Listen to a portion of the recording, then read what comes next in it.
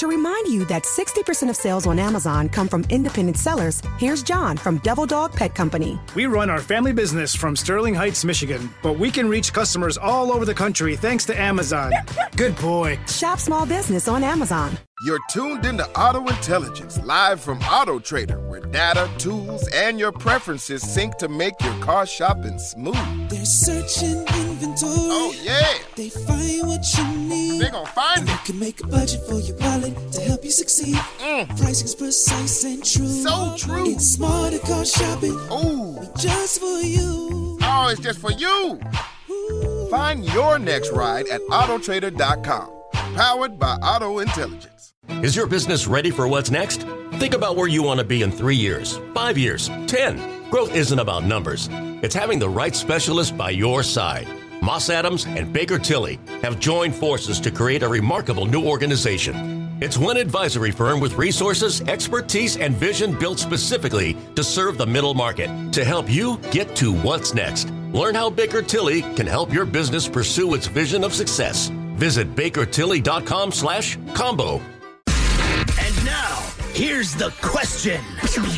Hola, bitches. Good day to you and yours. All right, if you're not expecting company, but there's a knock on your door, you can't help but get a little suspicious. It's like getting a call from an unknown number. You're not sure you feel like dealing with whatever unsolicited disturbance awaits you. Now, sometimes that attitude is validated. We go to Virginia, where a family was left terrorized after a group of Halloween-masked men tried to open their front door and gain entry. Keep in mind, they knocked first, and then it got creepier from there, and now the police are involved. Now, closer to home, here in Seattle, local resident one Mary Brunkow. She got a knock on her front door at 4 o'clock in the morning. Now, who's knocking on her door at the proverbial middle of the night? That would be the Associated Press, letting her know that she'd won this year's Nobel Prize for Medicine. Now, it seems kind of crazy that the AP did the same thing the next morning at 6 o'clock in the morning down in California to let a different winner know that they'd gotten the Nobel Prize for Physics. And neither of these were a joke. Apparently, that's how Nobel let you know. Whatever time they decide, they knock on your door, wake your ass up, and tell you. Now, as far as that kind of stuff goes, I wouldn't have thought that the people at Nobel knocked on your door early in the morning, but at least it was good news. It was, in fact, good news. Sometimes you just don't know what's on the other side of the door. In fact, a passenger plane made an emergency landing for that very reason last night. The pilots lost communication with the crew, the flight attendants, etc., and then someone started pounding on the cockpit door. Well, the pilots feared what might be happening back there, and they made an unsolicited landing in Omaha, Nebraska, which truthfully is the worst part of that story. But today we're talking about your door. Sometimes someone's knocking, sometimes you hear a noise. There's people that open the door to find alligators or bears or mountain lions, or one woman, a frickin' monkey just opened her door on its own. But that's what we want to talk about today. Whatever's on the other side of the door just might be a surprise. So today's question is, who or what was on the other side of the door? To be a part of the big show, call 206-803-ROCK. Like the Men's Room on Facebook, follow us on X and Instagram at Men's Room Live. Send your emails to the Men's Room at KISW.com, and now watch the show live on YouTube at KISW Rock. To remind you that 60% of sales on Amazon come from independent sellers, here's John from Devil Dog Pet Company. We run our family business from Sterling Heights, Michigan, but we can reach customers all over the country thanks to Amazon. Good boy. Shop small business on Amazon. You're tuned into Auto Intelligence, live from Auto Trader, where data, tools, and your preferences sync to make your car shopping smooth. They're searching inventory. Oh, yeah. They find what you need. They're gonna find You it. can make a budget for your wallet to help you succeed. Pricing's precise and true. So true. It's smarter car shopping. Ooh. Just for you. Oh, it's just for you. Find your next ride at autotrader.com. Powered by Auto Intelligence. Is your business ready for what's next? Think about where you want to be in 3 years, 5 years, 10. Growth isn't about numbers. It's having the right specialist by your side.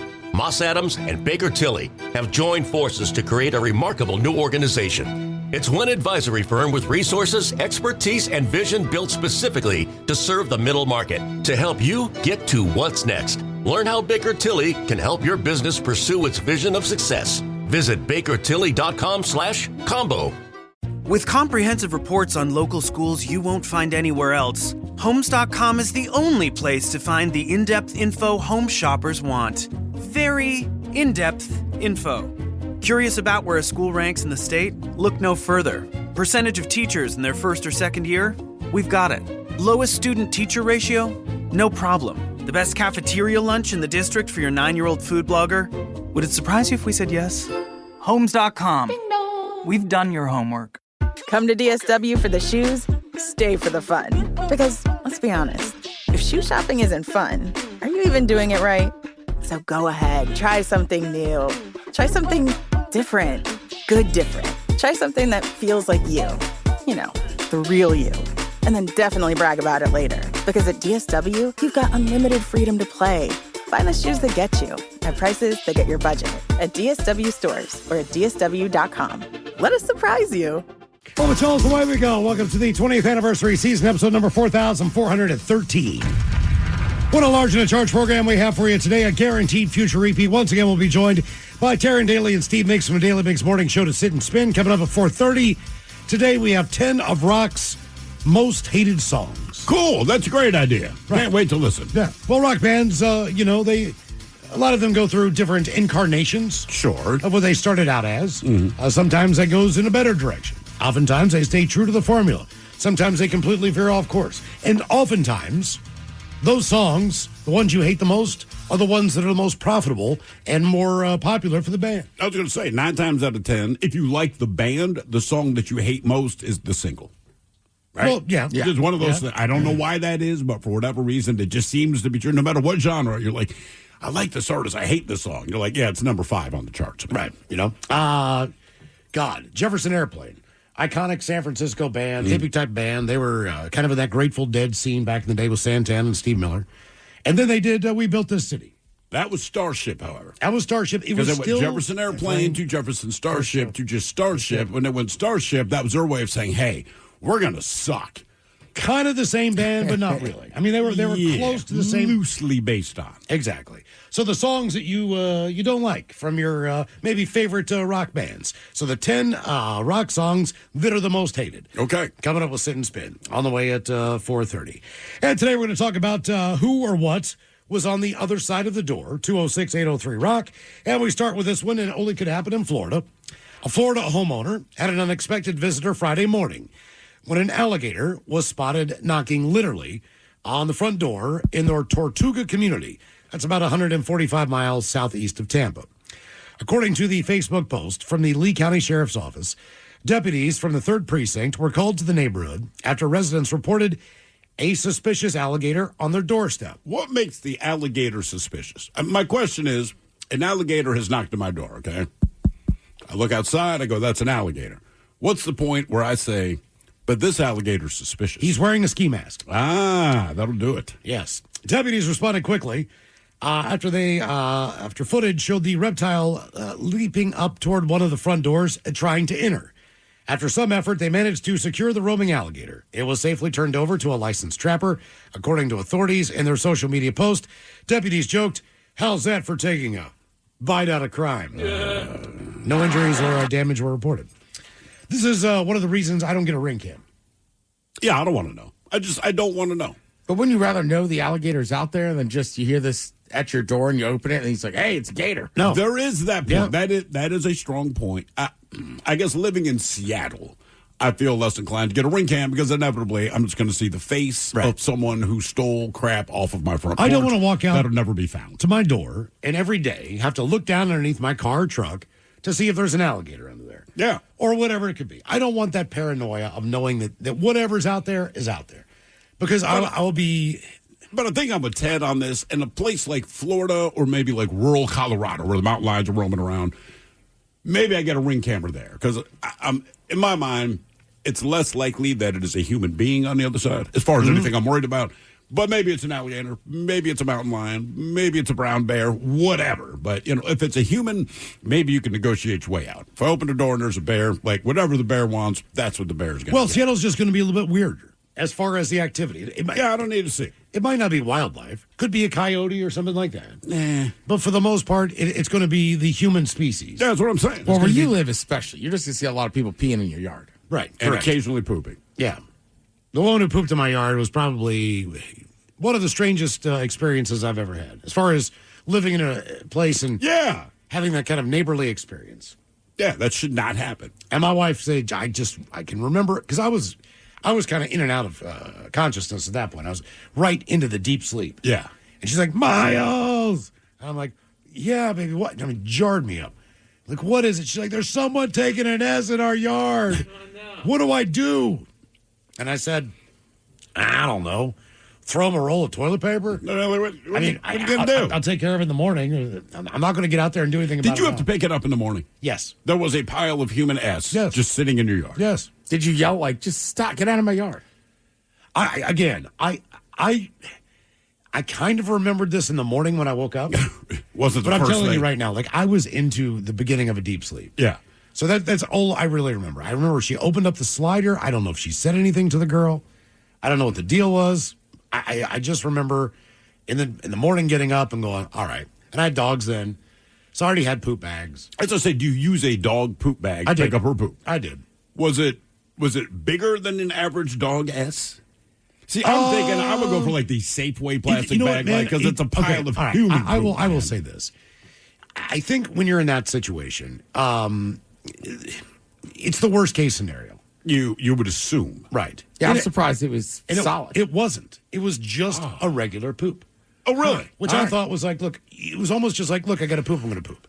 So she just pooped then. This is not an emergency. You can look at an emergency poop and say, I understand what is happening. I know the difference. Yeah. I definitely know the difference. This is just poop. It was just a couple logs of poop. Does that bug you more? Like, lady, seriously, I can look at your poop and I know you could have held that. Well, I know you could have kind held of that. impressed. Like, man, she must keep a healthy diet besides when she gets hammered at night. I mean, sure. It was but on the again- ledge. Like, she squatted on the ledge and just laid it right down on the little retaining wall. Yeah, yeah. But it was, I was like, that actually happened. That is poop. All right. That's what I want the ring cam. Yeah, like I said, where you live, definitely not. I don't need to see it because I know what I'm going to see. Just the toothless guy being jittery, stealing whatever it is I've ordered. Yeah. I've got a little table out there, and there's a couple places where you can stash stuff. So for a while there, I would wake up in the morning, and just various people would start storing their stuff, like underneath the table to keep it out of the rain. Yeah. Or I got a little tarp out there. They put stuff under there. So I would just pick their stuff up and put it out in front of my gate, out in front of the... Sure. I'm not going to take their stuff. No. Just like if you're coming back, look, just take the crap. But I'm not going to throw it away or any of that crap. But always a little bit of weirdness going on. I will say one of the last unsolicited door knocks I got, as it turned out, in the summer 3 or 4 years ago, I guess it was. And this was the first time we discovered that the bees had made a nest kind of like in a corner of our garage. And like I said, when you're a homeowner, you're just like, damn, I have to do it. No landlord to call, right? So whatever. But it had only been that day. I will get around to it. I'm not worried about it right now. Someone knocks on my door, opened the door. It's like an 18-year-old kid, maybe 17. You got khaki pants on. He has a white button-up shirt. And immediately, I'm thinking he's going to sell me this religious crap. So, I mean, my face just changes, and he takes a step back. Obviously, my expression is like, I really don't feel like talking to you. And I'm ready to, like, read this kid the riot act. Like, do not knock on my door. To whatever you believe, I do not care. Don't bug me. But I'm going to let him give his spiel first. So I immediately fold my arms. I'm mean-mugging this poor kid. And he pulls out this little pamphlet, and he's like, hey, I'm from so-and-so, like, bug extermination, right? And I'm like, are you effing with me right now? Which is probably not the way to say it, but it's just what came out of my mouth. He's like, no, sir, it's a family-owned business. We have a small thing. We spray for bugs. I say, hey, you got here on the right day. You guys deal with bees. And he's like, well, yeah, it's part of it, man. You know, it's summertime. I'm like, so I got this effing nest over there. I just discovered it. So they got hired, and we've had them, like I said, 3 or 4 years. Wow. Twice nice. a year. So a positive knocking on the door. It was positive, and I felt bad because I really opened the door with a lot of freaking attitude and just the way he's dressed. I'm like, here we go. He came like on the best day at the best possible time. And like I said, the family's been working for us now for however many years. But they do outsource some of their spraying. So he was the son of the owners. The last time they came to spray, about 2 months ago, I'm outside smoking a cigarette. This van pulls up. I have no idea who the guy is, but you can tell it's like a work van. He's got the ladders and crap. And he pops out, looks at me, and just gets worked up, man. He's like, my man, what is going on? Now, keep in mind, they don't put the company name on the van. So I'm like, who is this guy? I have not called for anything. Starts talking to me. knows my name. Well, it turns out he's part of the bug spray people. Oh, So he's there to spray the house. They're not intrusive. They're just on the outside of your house. But he had been a cab driver in town like 15 years ago and had taken me home. And he remembered this.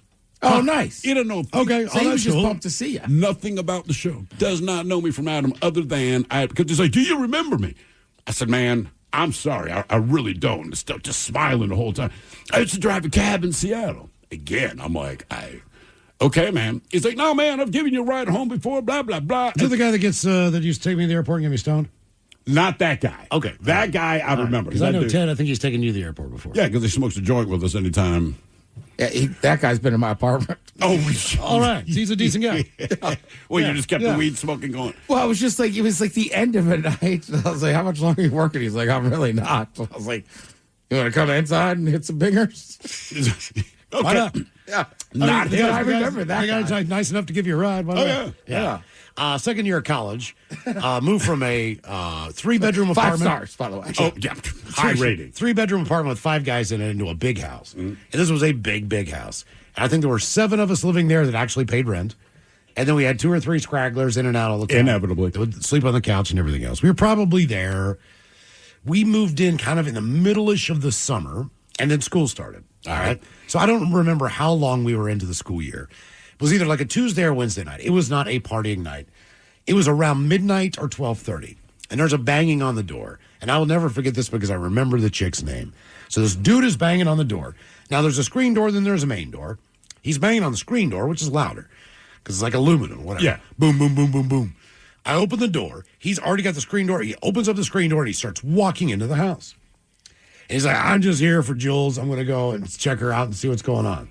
I was like, Jules. Do you know who this guy is? No idea. Okay. No idea. And he's like, no, man, she knows I'm coming over. And I was like, she does. This is also before cell phones. So Yeah. But he's hammered. And right when you open the door, there's a set of stairs that start going upstairs. He starts tromping up the steps. I'm like, dude, hey, where are you going? And he's got his hand on the handrail, and he turned the corner at the top of the steps. And I went in the living room, like, guys, somebody just walked in the house. Right. I said, they just went upstairs. So my buddy Matt, he's like, I'll take care of this. So he goes up there, and I don't know what he said to him, whatever, but Matt starts walking the guy down the steps. And the guy's like, I just want to see Julie, blah, blah, blah, blah, blah. And he's like, I promise you, man, there's no one named Julie who lives here. I swear to God, there's no Julie here. He leaves, whatever. We did see him out another night. Lo and behold, when the mail starts coming in, there was a woman who lived there named Julie. For sure. I'm sure she lived there the year before we did. Right. Like most college kids, you stay in a place for a year or two and then you move on to something else. But he was absolutely adamant that she was there. He knew where her bedroom was. He marched right upstairs to go to it, which was actually Matt's bedroom. It's also weird that he didn't think it was strange that going to, quote-unquote, Julie's house, a man he does not know opens the door, and then another group of men are sitting in the living room. Again, this is a house that 7 to 8 people can live in. So there must have been a bunch of girls that lived there before. It's a huge Victorian. Could be guys, could be whatever. I mean, it's just a big-ass house. And he walked in, man. He came down, and we're trying to convince him, like, man, whoever Julie is, she does not live here anymore, man. I swear to God, he's like, man, I'm sorry, man. I just, I want to get some butt. I know this is the house, but I'm like, it could have been the house. We just don't have anybody. We don't have any female roommates. Right. So we just moved in, like a month ago. But Frank swings both ways. Give him a shot. Hey, why not? But that was pretty big. He was hammered. But we saw him out probably, 6 months later, whatever. He had a very distinct look to him. And I was like, you're the guy that came into our house on Grand Avenue and walked upstairs looking for Julie.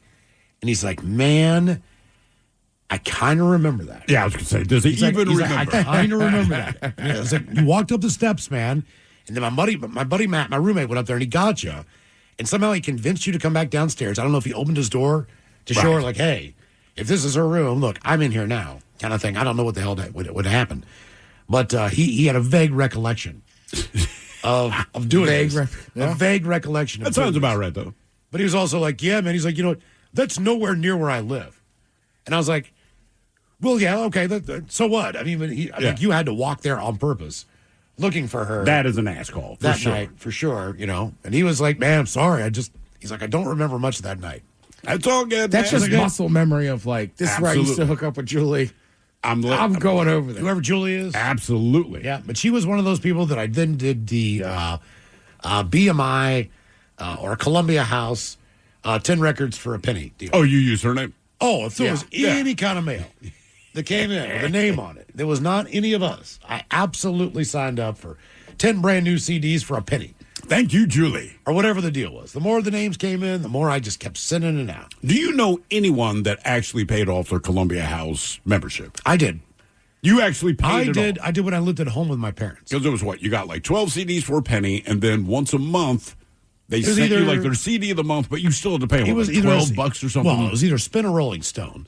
So I did one of those. But by the time you got the CD, it was about $18.95. Right. Which was, almost not double, but it was 40% markup on what you would normally get. Now, the problem with those companies were, not when you did it in a false name, but they would... Much easier when you lied. But they would send you the CD of the month. Mm-hmm. And you could not stop that. Whether you wanted it or not. You had to send that back. Yeah. So, like, for an example, Taylor Swift. That would probably be the one that you would get. Guaranteed. Within the next 2 or 3 months. Whatever was new, it wasn't necessarily in your genre. It was like, this is the most, the Madonna or whatever it was that came out. Mm-hmm. That's what you would get. You would get the new Michael Bolton. That was my issue with it. Like, I bought 12 records from you. All of them are rock. And then you have made the decision. Obviously, this guy likes rock. That is everything that he has selected. Let's send a Madonna. Like that. No. Michael Bolton. Yeah, that's well, whatever the most popular thing was. No, I know. It's just funny. Like, that's right. Like, all the genres. And it's like, I don't care what your genre is. If you're not a Michael Bolton, that's an odd one. It would be Kenny G. Whatever they thought, whatever was selling, and they thought that people liked, they would send that out as your trial CD. Mm-hmm. But if you opened it, it was yours. Keep that in mind. The whole thing. You couldn't listen to it and go, I don't want this. I'm sending it back. Our question, who or what was on the other side of the door? 206-803. To remind you that 60% of sales on Amazon come from independent sellers, here's John from Devil Dog Pet Company. We run our family business from Sterling Heights, Michigan, but we can reach customers all over the country thanks to Amazon. Good boy. Shop small business on Amazon. Coming at you live from Auto Trader, here's New Car Energy. There's searching inventory. You can make a budget for your wallet to help you succeed. It's smarter car shopping just for Find you. your next ride at autotrader.com, powered by Auto Intelligence. Is your business ready for what's next? Think about where you want to be in 3 years, 5 years, 10. Growth isn't about numbers. It's having the right specialist by your side. Moss Adams and Baker Tilly have joined forces to create a remarkable new organization. It's one advisory firm with resources, expertise, and vision built specifically to serve the middle market to help you get to what's next. Learn how Baker Tilly can help your business pursue its vision of success. Visit bakertilly.com/combo. At Homes.com, we do whatever it takes to get you the in-depth info on local schools you won't find anywhere else. Things like student-teacher ratio, test scores, and school programs. And sometimes that requires attending school recitals. So many recitals. That's my son. Isn't he terrific? Yeah, a real prodigy. Homes.com. Ding dong. We've done your homework. Come to DSW for the shoes, stay for the fun. Because, let's be honest, if shoe shopping isn't fun, are you even doing it right? So go ahead, try something new. Try something different. Good different. Try something that feels like you. You know, the real you. And then definitely brag about it later. Because at DSW, you've got unlimited freedom to play. Find the shoes that get you at prices that get your budget at DSW stores or at DSW.com. Let us surprise you. Rock. Text the guys at 206-803-ROCK. Commercial pilots flying out of Omaha, Nebraska got quite a scare Monday evening when they heard banging on the door of the cockpit. And they thought someone was trying to break in. American Airlines Flight 6569, bound for Los Angeles, Nice. turned around and made an emergency landing just before 8 o'clock. 36 minutes after takeoff from Epley Airfield. The FAA said the pilots declared an emergency when they could not contact the cabin crew. Mm-hmm. Turned out there was an issue with the plane's intercom phone system. So, unable to reach the pilots by radio, the crew resorted to knocking on the locked cockpit door, hearing only silence from the communication system. The pilots feared opening the cockpit door could end in disaster. I understand that. They say they have been reinforced the doors and are kept locked during flights in accordance with FAA regulations, implemented obviously after 9/11. Most planes are also equipped with a keypad system, allowing authorized crew to request entry, though it remains unclear whether this was used during the incident. Video shot when the plane was back on the ground, recording the pilot telling confused passengers, "We weren't sure if something was going on with the airplane, so that's why we're coming back here." It's going to be a little bit. We have to figure out what's going on. Yeah. Our question, who or what was on the other side of the door? 206-803-ROCK. We got to figure it out. We have no idea what's happening, but we've landed. Yeah, right. We're on the ground now, so we'll tell you. We're just as scared as you are. You know what? At that point, everyone's relaxed. Once the plane has landed, if you're like, hey, we don't know what's wrong with the plane, like, don't care. We're on the ground, man. Yeah, I told you, man, the last time I flew, when the pilot came out for their bathroom break, the woman who was in the first class doing the service up there, she was probably every bit of 5 feet tall. She looked like she was probably in her 50s or 60s. She looked like a little ball of fire, but she was probably 105 pounds. Right. And when they moved the entire drink cart in front of that entranceway to the front of the cabin up there where the bathroom is for the first class passengers, she's blocking that entrance.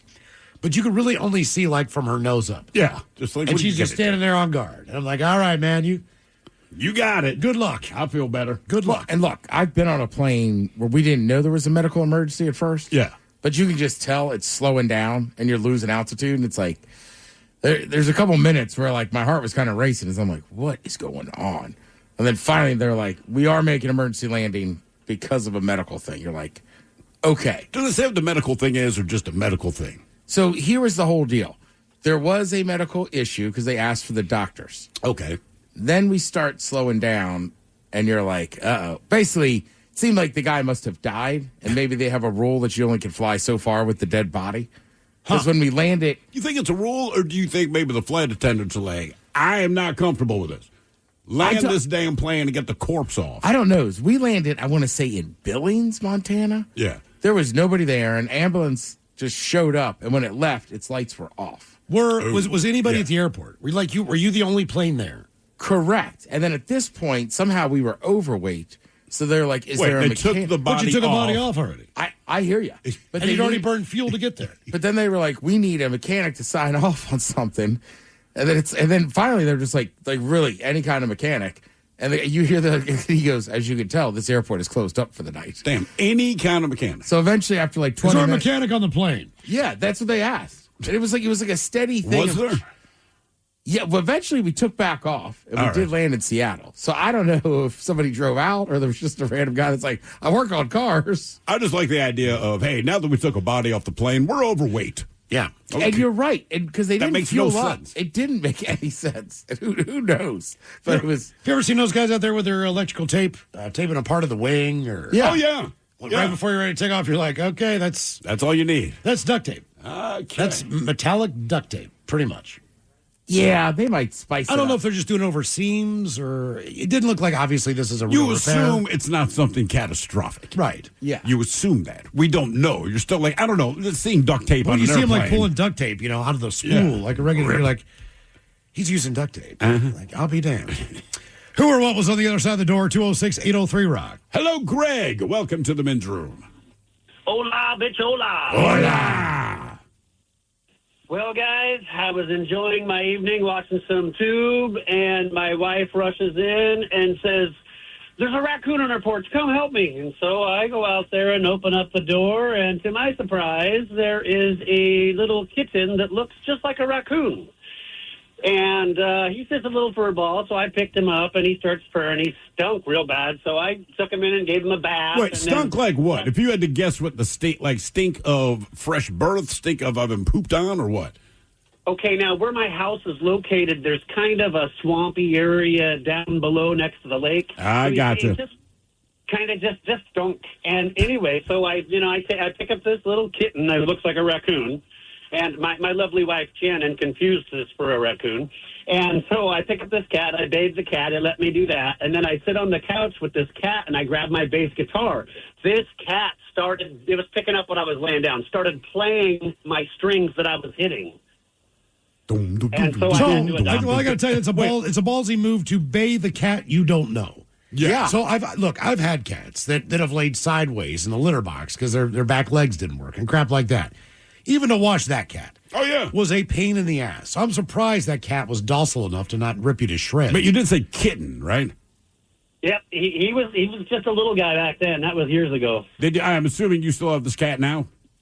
Oh, yes. We took him to the vets, and he didn't have a chip, and we tried to find the owner because he was just I couldn't believe it, that no one was claiming this lovely little kitten that looks like a raccoon. And, we got to keep him. We still have him. How much like a raccoon? Like, does this kitten look enough like a raccoon to forgive your wife for this? Or are you kind of like, babe, come on, man?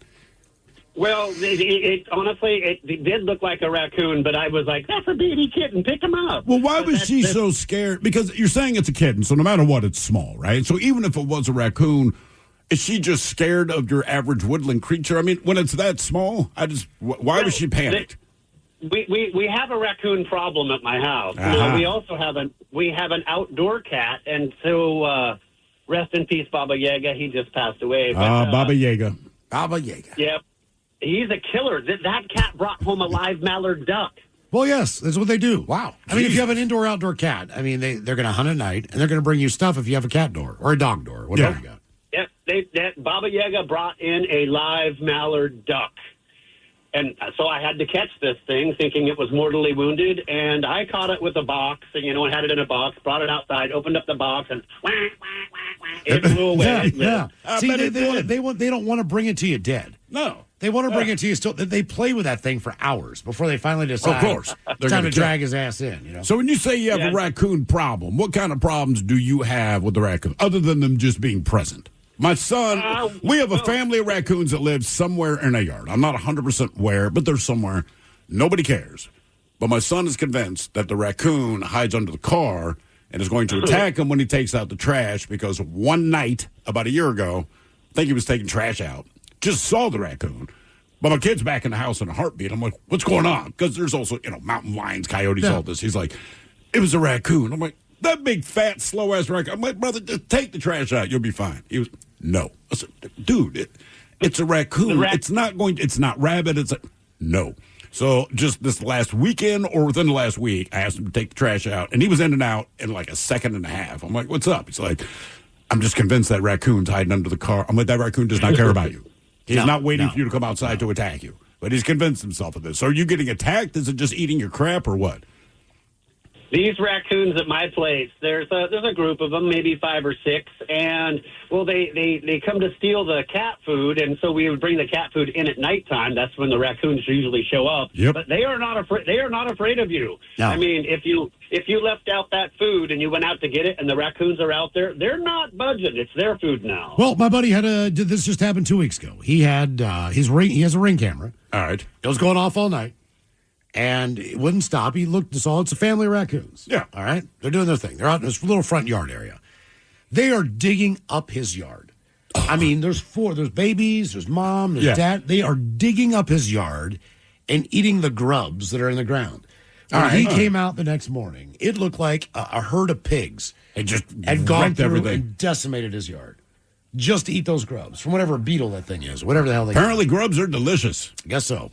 Who or what was on the other side of the door? 206-803-ROCK. I mean, the raccoons are so good. Like our buddy, right, that moved into our neighborhood, like he's got a serious issue too. Really? Because it's like they go through his trash cans, and then his girl made a little garden, and they just destroy it. Huh. At will. I will say, my wife's very good out there in the garden. We do not have, I think it's squirrels that piss her off, but overwhelmingly, the raccoons, the possums, they all leave her crap alone. I think because they know her. Mm-hmm. And so, like, she will find you and she will kill you. She's like Liam Neeson in Taken if you mess with her stuff. Who or what was on the other side of the door? 206-803-ROCK. If you ever see that classic one, I forget what kind of animal it is, but the guy basically sets up like a cam to see who's eating. All right. Is it a beaver? You've seen it, right? And this animal keeps going to his yard, but it sees the camera, so it just sits in front of the camera. Oh, it just eats? Yeah, it's like a little groundhog. Yeah, and he just eats whatever he stole. Radishes. But it's funny because he just sits there like, yep, what are you going to do? But he only does it in front of the camera. It's like he faces the camera and looks into it while he's doing it. Yeah, he's just rubbing it in that guy's face. Yeah. By the way, just real quick, regarding airplanes, the duct tape they use apparently is like a super tape. All right, so I was going to say that makes more sense. This duct tape they say, Miles, there is 200-mile-an-hour duct tape. Perhaps they're using the 450-mile-an-hour duct tape, but everyone says it's a better version. And then as far as the plane being too heavy, This makes sense, all right? So you guys made the emergency landing, and Billings or the equivalent of it. They take the body off, fine. The reason your plane is now too heavy is because, as everyone pointed out, the runways in Billings are not like the runways in major cities. Makes sense. They don't have enough clearance. Oh, I see. That makes a lot of sense. It has bugged me for years. Yeah, when you said that, what? That makes complete sense. Like, look, man, we just need less weight to be able to take the hell off without slamming into trees and stuff. Yeah. And I feel like if they said that, I'd volunteer in a heartbeat. You can't drop people off at an airport that's closed. That was the main issue. Yeah, so what do you do if you say, look, I volunteer to get off the plane, but the airport is not open? I don't know. All I know is we sat there for a while after that ambulance left with the dude in it. Yeah. And then, they asked for a mechanic and then something else. And then you could hear it in his voice when he's just like, as you can tell, this airport's closed up for the night. Like, he seemed pissed. Well, he probably tried to convince the flight attendants, like, hey, man, let's at least land in Spokane. Or so, just a slightly longer runway, right? Maybe the airport's open. This is also, going to be we were in Billings. It couldn't have been much more than 90 minutes left in that flight. That's what I mean. You're already that close. I bet you he was pissed. You got to walk. Ladies and gentlemen, we have a bus coming. Hello, Candy. Welcome to the men's room. Hola. Hola. I'd had a bad wreck 2 weeks prior, uninsured driver. So I got a rental car. And one day my daughter and I were going to go run errands in it. And we both went to the door and I forgot something. So I went back and I got it. And as we opened the door across the driveway, a huge tree just slammed on the top of my car. Of course, I didn't get the extra insurance, to cover that in case something like that happened. So Wait, that's on you? That. A tree falls on the rental car and they hold that. If you don't get the extra, that's on you. No, not the whole thing. Just the deductible part was on me. Okay, all right. Yeah, that's not so bad. So, do you think if you did not forget something, would you have pulled out before the tree fell, or would you have been in the car when that thing came down? In the car, absolutely in the car. It was only like 10 feet away from me, and it only took that amount of time. We would have been sitting in the car when that sucker slammed down on us. Why do you think the tree fell down? I mean, was it a dead tree, anything like that? It wasn't. It didn't look that healthy, and it had such roots that were just flat out. The trees around here just flat out, not deep, deep at all. No, they're wide. They're as wide as the perimeter of the tree, but they're just sitting there like deep. 1.5 feet, 2 feet down. At the most, it was unbelievable. Yeah, it was like, how was it standing? There was nothing holding it down. If you had been in the car, do you think there's any chance you would have survived, or that would have been the end of Candy? The end of Candy and my daughter, Candy's daughter, yes. What is Candy's daughter's name? Kimberly. Oh, okay. I didn't know if you knew your own kid's name. Yeah, just checking. Oh, yeah. Miles' daughter. Damn. Steve's son, yes. Who or what was on the other side of the door? 206-803. Would have been the end of Candy and Candy's daughter, yes. And Candy, that's the way they'll be eulogized. Yes, third person. Hello, Gary. Welcome to the men's room. Hola, bitch. Holas. Hola. So, 1982, I'm 12 years old. My dad is quite the ladies' man. It's 10 o'clock at night or so, maybe around 11. I'm in bed sleeping. My room is downstairs. My dad's room is upstairs. I hear this pounding of the front door, just constant pounding, relentless. My dad's not answering it. I don't know why. Finally, I get up, go to the door. As soon as I unlock the deadbolt, the door flings open. I fall back, and it's a woman yelling, "Where is he? Where is he?" She's yelling my dad's name. She runs up the stairs right to his room. I hear a loud bang where she had kicked in the door. My dad's in there with another woman. So this is one of his many girlfriends who he just never broke it off with, and he's with another woman. Now, how long does all of this go on in the house while you're standing there at 12 years old? I went back to bed, pulled the covers up over my head, and just listened. My room was right underneath his, and there was yelling back and forth. I could hear my dad saying, "It's not what it looks like. It's not what it looks like." And to this day, I'm like, how is it not what it looks like? Yeah. You should have yelled that from your bedroom. Dad, how is that not what you This said? object is smaller in the mirror than it actually is. No, Dad, I think she's got a handle on things. So how long were they going back and forth? Probably a good 10 minutes. For the one woman who broke through the door, she left first. Did you wait? Hold on. Did you know either one of these people, like on a personal basis? Yeah. Okay. Oh yeah. Yeah. These are ones that we've gone bowling with or roller skating with our kids, all that kind of stuff. So I knew. Yeah. Now, did your dad ever address this, or was it was never spoken of again? So they both left probably about 5 minutes apart. I don't know if he finished the deed or not, but he came down to my room, and I was crying. I said, "I'm sorry. I shouldn't have opened the door." And he gave me a big hug. He said, "Don't worry about it. It's not your fault. Don't worry about it." And that was about it. Did your dad continue to be a player throughout his life? For the next few years, he was definitely. I mean, he was a product of the '70s. He was into disco and all that kind of stuff. So he was with. I don't know if you guys are familiar with Parents Without Partners. Oh yeah. So yeah, there was a lot of women to meet at those things. Parents Without Partners. I've never heard of that one. Did he have a solo mustache? No, he never was a big facial hair guy. Okay. He was bald with a comb over, though. Oh, cool. That's why the ladies he loved still him. was slaying it. Yeah. That's like a strike against you, and you still overcome that. Yeah. A comb over, man. That's like compression socks. It's impossible to be sexy. I've never heard of that. Parents Without Partners. I've never heard of that. There's a ton of dating sites now that are just like single parents. But this is different because he's talking like 80, so it's a much looser, or like you can't just go online and set this up. And say, you got to go and there. meet someplace and meet up. You got right. So it's a whole thing, and I know two of my friends at various times in my life, and oddly enough, both of them fathers, never the mothers, were a part of that. And keep in mind, in neither case had the mom died, but the mom had left, and then you got a sense of why they left when you kind of saw how their father carried on after the fact. You know what I mean? Okay. Like, wow, because there wasn't a ton of divorce back then when I was growing up, but then... it says it's just an organization for single parents. Yeah. It's here. It's in Seattle. That's what it is. Who or what was on the other side of the door? 206-803-ROCK. To remind you that 60% of sales on Amazon come from independent sellers, here's John from Devil Dog Pet Company. We run our family business from Sterling Heights, Michigan, but we can reach customers all over the country thanks to Amazon. Good boy. Shop small business on Amazon. You're tuned into Auto Intelligence, live from Auto Trader, where data, tools, and your preferences sync to make your car shopping smooth. They're searching inventory. Oh, yeah. They find what you need. They gon' find it. You can make a budget for your wallet to help you succeed. Pricing's precise and true. So true. It's smarter car shopping. Ooh. Just for you. Oh, it's just for you. Ooh. Find your next ride at autotrader.com. Powered by Auto Intelligence.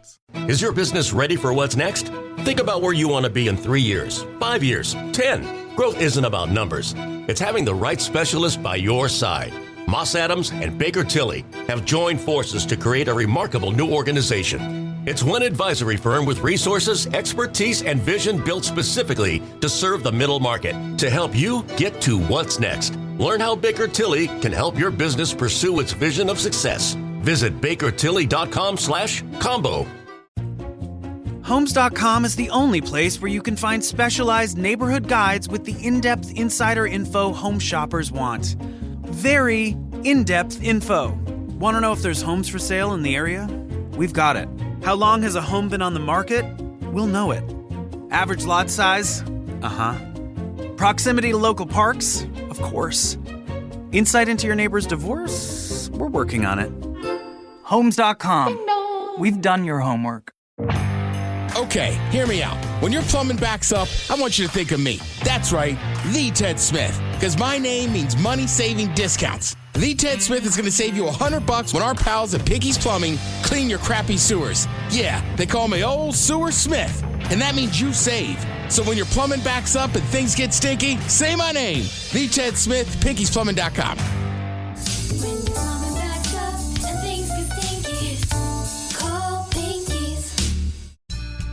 In communities across the country, hourly Amazon employees earn an average of over $23 an hour, with opportunities to grow their career and their paycheck. Learn more at aboutamazon.com. Is your business ready for what's next? Think about where you want to be in 3 years, 5 years, 10. Growth isn't about numbers. It's having the right specialist by your side. Moss Adams and Baker Tilly have joined forces to create a remarkable new organization. It's one advisory firm with resources, expertise, and vision built specifically to serve the middle market to help you get to what's next. Learn how Baker Tilly can help your business pursue its vision of success. Visit bakertilly.com/combo. You're tuned into Auto Intelligence, live from Auto Trader, where data, tools, and your preferences sync to make your car shopping smooth.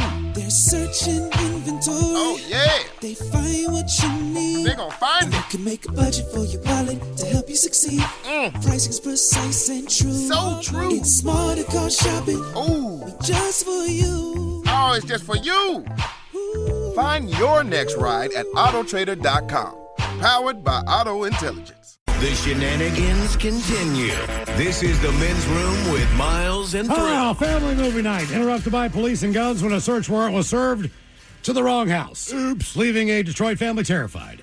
Movie night, mom, fiance, some children, even a 9-month-old little girl present when they hear a bang at the door. That's when Detroit police apparently burst in with guns drawn. The mom, Brittany Weaver, picks up the story from there. Sitting in the living room watching a movie. All of a sudden, we see through the window and hear, "Open the door!" So we move to the back, wondering what's going on. Then they start kicking down the door. As you can see, the next thing you know, they kick open the door and have shotguns with beams on them. I'm thinking one false move and we could get shot. Possibly my children. So I'm just complying. They're saying they had a warrant for the home. They say they've been watching the house for a long time. And the guy they're looking for is very, very dangerous. We've been watching the house so long, we're at the wrong one. However, the suspect was not there. It was just Brittany and her fiancé with her children. She recorded most of the interaction, and by the end of the video, Detroit police quickly realized the suspect was not there. Then the tone softened between the family and officers, but nonetheless, they were terrified when they finally figured out they were at the wrong block. By the way, the suspect is still at large. Yeah, he probably saw the cops down the street. I'm just curious, how much time do you get from the time the cops say, cops open the door, and then they kick it open? Because every video I've seen, basically they say, open the door, and before any human being has a reasonable chance of doing that, your door's blown open. Right? Open the door. Boom! And then it's open. Like, well, I was going to, fellas. You just give me a second. Does it matter if they have a search warrant or not? What do you mean? Like, maybe if I just suspect Miles is doing something and I'm a cop and I got to, like, knock a few times. I feel like if they have that search warrant in hand, then you're right. Like, a lot of times they're just in there. Because they do no-knock warrant service, too. Yeah, I would say just, we're going to kick your door open, not, hey, open the door. Because if I'm in the process of walking over to my door, because I hear that you were cops, I will gladly do it. But then your door's kicked open, and now I'm just standing, directly in front. I don't know if now I'm construed as a threat because I'm right behind the door, right? So when I broke my ankle, I was running, and it was in the afternoon. I can't remember what day it was, but it had to be the weekend because it was during the day. I stepped in a pothole and just basically, severely sprained my ankle. It was bad. Like, I was having a hard time. I knew right away. Typically with a sprained ankle, you kind of pop up, and then you try to reassess the situation, and then the swelling starts, and you realize, okay, I messed this thing up. I knew immediately how bad this was based on just the pain. I just assumed I broke it. So the closest house was probably about 200 yards away. So I started hopping and doing my best to just get there, All right. 2 cars in the driveway, whatever the deal is. They have steps. So there was no handrail on the steps in front of their house because they have like an elevated home. Yeah. So I crawl up the steps. Then there's a flat area of a sidewalk. Always a good look, yeah. And then I crawl up the porch steps. And I'm knocking on the door, but keep in mind, there's no way for me, the way this porch was. It was kind of like a porch that spans the entire front of the home. Yeah. There's just no railing or anything for me to push myself up. So when I knock on the door, I hear someone say, "Who is it?" It's a woman. And I'm like, "Hey, it's your neighbor. I just sprained my ankle." She's like, "I don't see anyone out there." She was looking through the peephole in the door. I'm not there. I'm on the ground. So I'm banging some more, but I'm banging like seriously, like on the bottom of the door. Yeah. Finally, she goes and gets her husband. He opens the door, and he looks straight ahead. He's an older gentleman. And I'm like, "Hey, sorry. I'm pretty sure I just broke my ankle." And by that point in time, I'd already taken my shoe off to assess the damage. So they can see how bad it is. I'm trying to see myself. Yeah. I'm just trying to assess the damage. And I said, "Hey, man, I live like a mile away." I said, "I just stepped in a pothole outside." And he's like, "Oh, I know that pothole."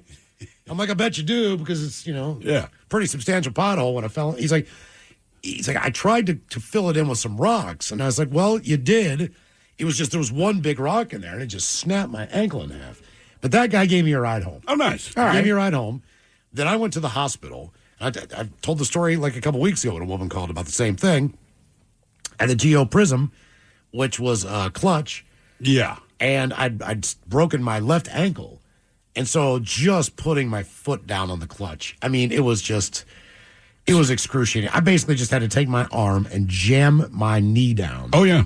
And just scream just to be able to put the car in gear.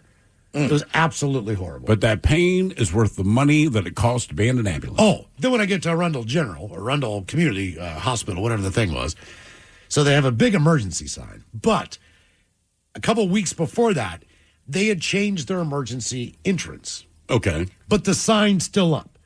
So when I go to the door has a paper sign that says the emergency room has now been moved to the other side of the hospital, which is problematic. Yeah. It's an emergency room. This is a hospital. The hospital's pretty decently sized. Yeah, yeah.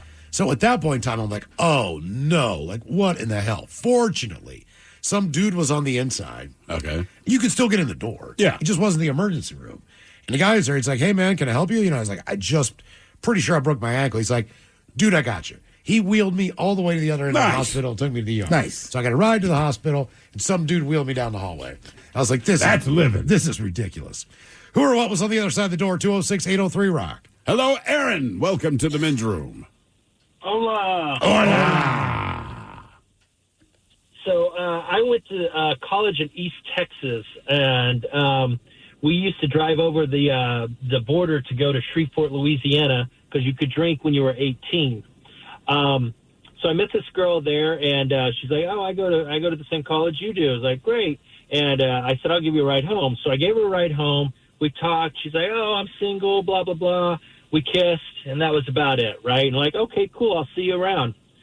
So the next day, it's probably around 11, 12, because I was hungover.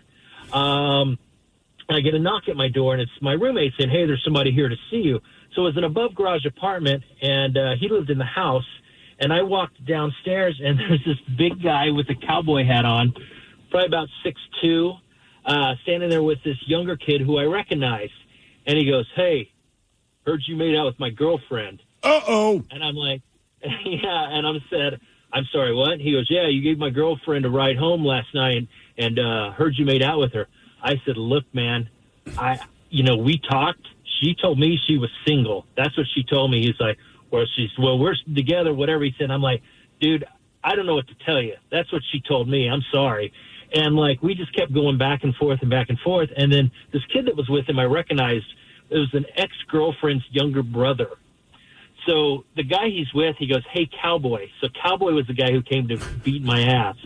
And, he pulls out, this is the only time this has ever happened to me, and this isn't in a sketch neighborhood or anything. He pulls out a gun and just pulls it out and shows it to me, and goes, "Hey, you want me to shoot this guy and get it over with?" He's like, no. He tells him to put it away. And the guy was drunk, the big guy.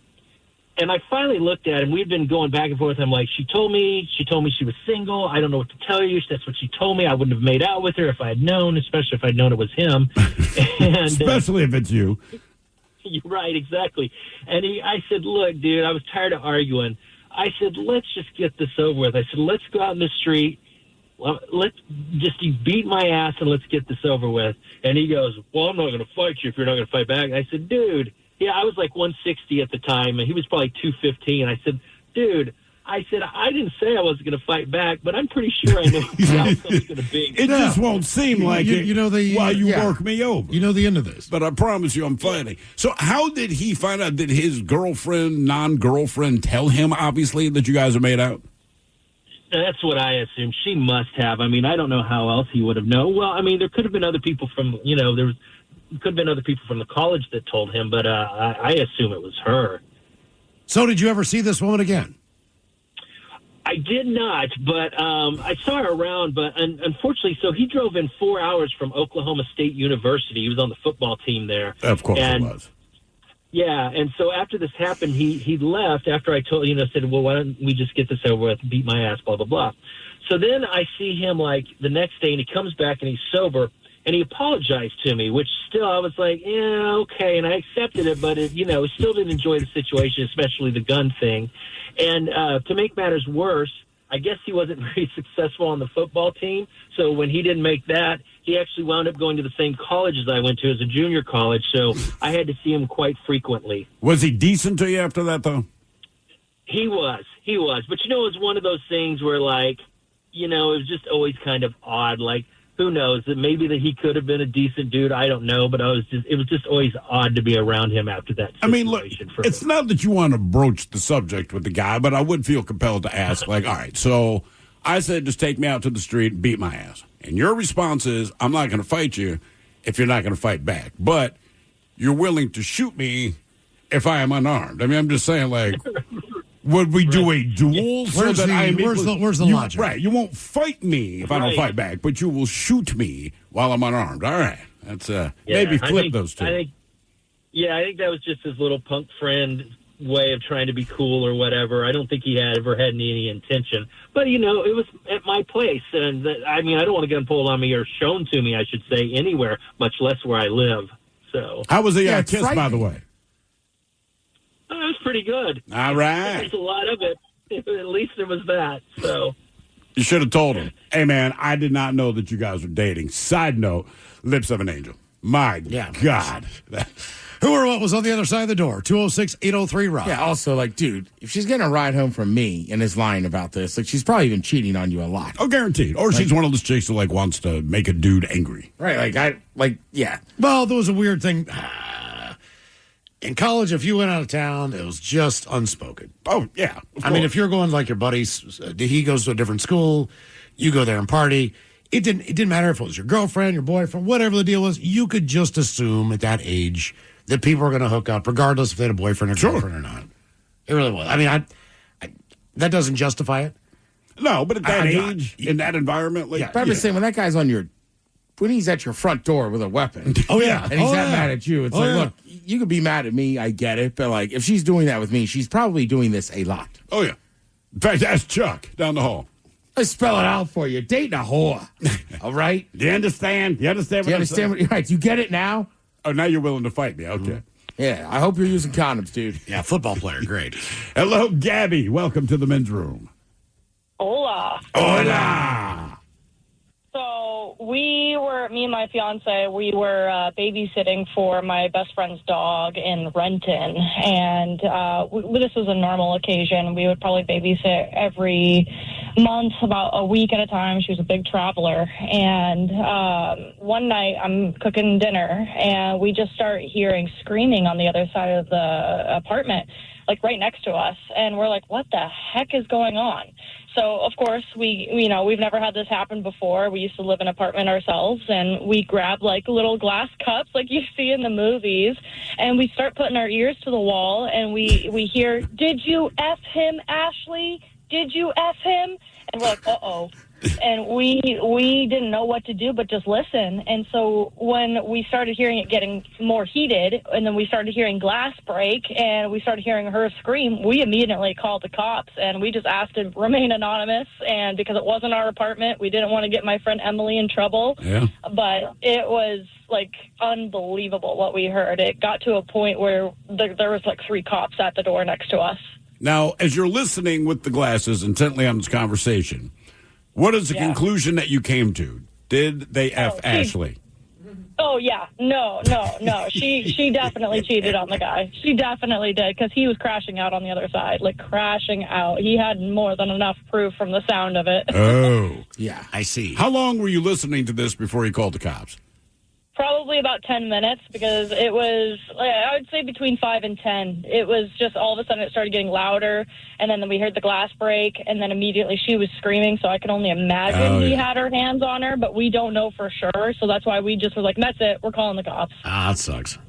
Man. Yeah, that was intense. Okay, so just real quick, having never done it, if I put a glass up to my ear and listen to the wall, does it actually amplify the sound? Yes, it does. It really does. But at the same time, it's still muffled. Like, it still sounds like you're underwater. But, no, you can definitely hear it. And at any point, did you want to yell, hey, say that again? We didn't understand that part. No, but we were hearing everything that clearly. It was unbelievable. Wow. Okay. Didn't one of you guys bang on the wrong hotel door someplace and have somebody answer and tell you? I've done it in Vegas. That was Is that you? It was awful. I was just a floor below mine, and I was convinced it was the right one. I mean, when that guy opens that door, the level of anger, because this is like 3 a.m. Yeah. Oh, no. And he is just like, you are at the wrong effing door. Like, you bang on it again, and I'm like, right? And, I mean, I'm trying to say sorry, but he is pissed. Right, yeah. And he was a big man. I was like, Jesus Christ. I mean, but those, the hallways look all they're identical. They're identical. All the same. Yeah. But yeah, it was 3 a.m. Yeah. That's one time I thought that guy was just going to hit me. The whole thing I did in Vegas, and I did it on purpose. It's happened to me too, though. Oh, really? I mean, it's happened in my own apartment. Because ours kind of look, they look all the same. Same thing. It's like 11 o'clock. Some dude barely knocks on my door and then starts jiggling the handle. And I look in there and it's just a dude. And I go, like, wrong door.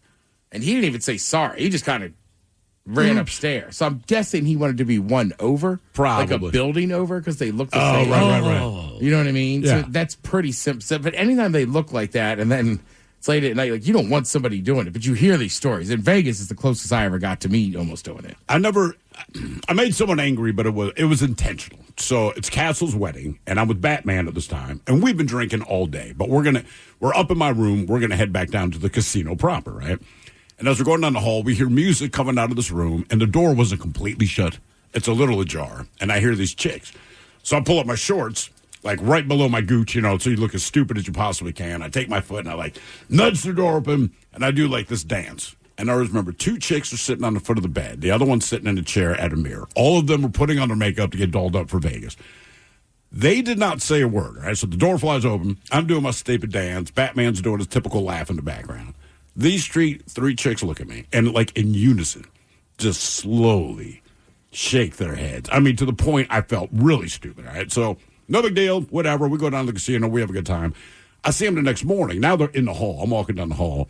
And the one chick taps her 2 friends. She's like, that's the dummy. That is what they nicknamed. That's the dummy. That's the dummy. And they kind of smiled, but it wasn't not enough of a smile for me to bring it back up. I just kind of held my head in shame. Like, yeah, I was just drunk, being stupid. But yeah, there's something about 3 hot chicks just shaking their heads like, yeah, not amusing, dude. Not at all, Not dude. cool. There's the dummy. Like, cool. Who or what was on the other side of the door? 206-803-ROCK. And, I'm guessing their early 20s.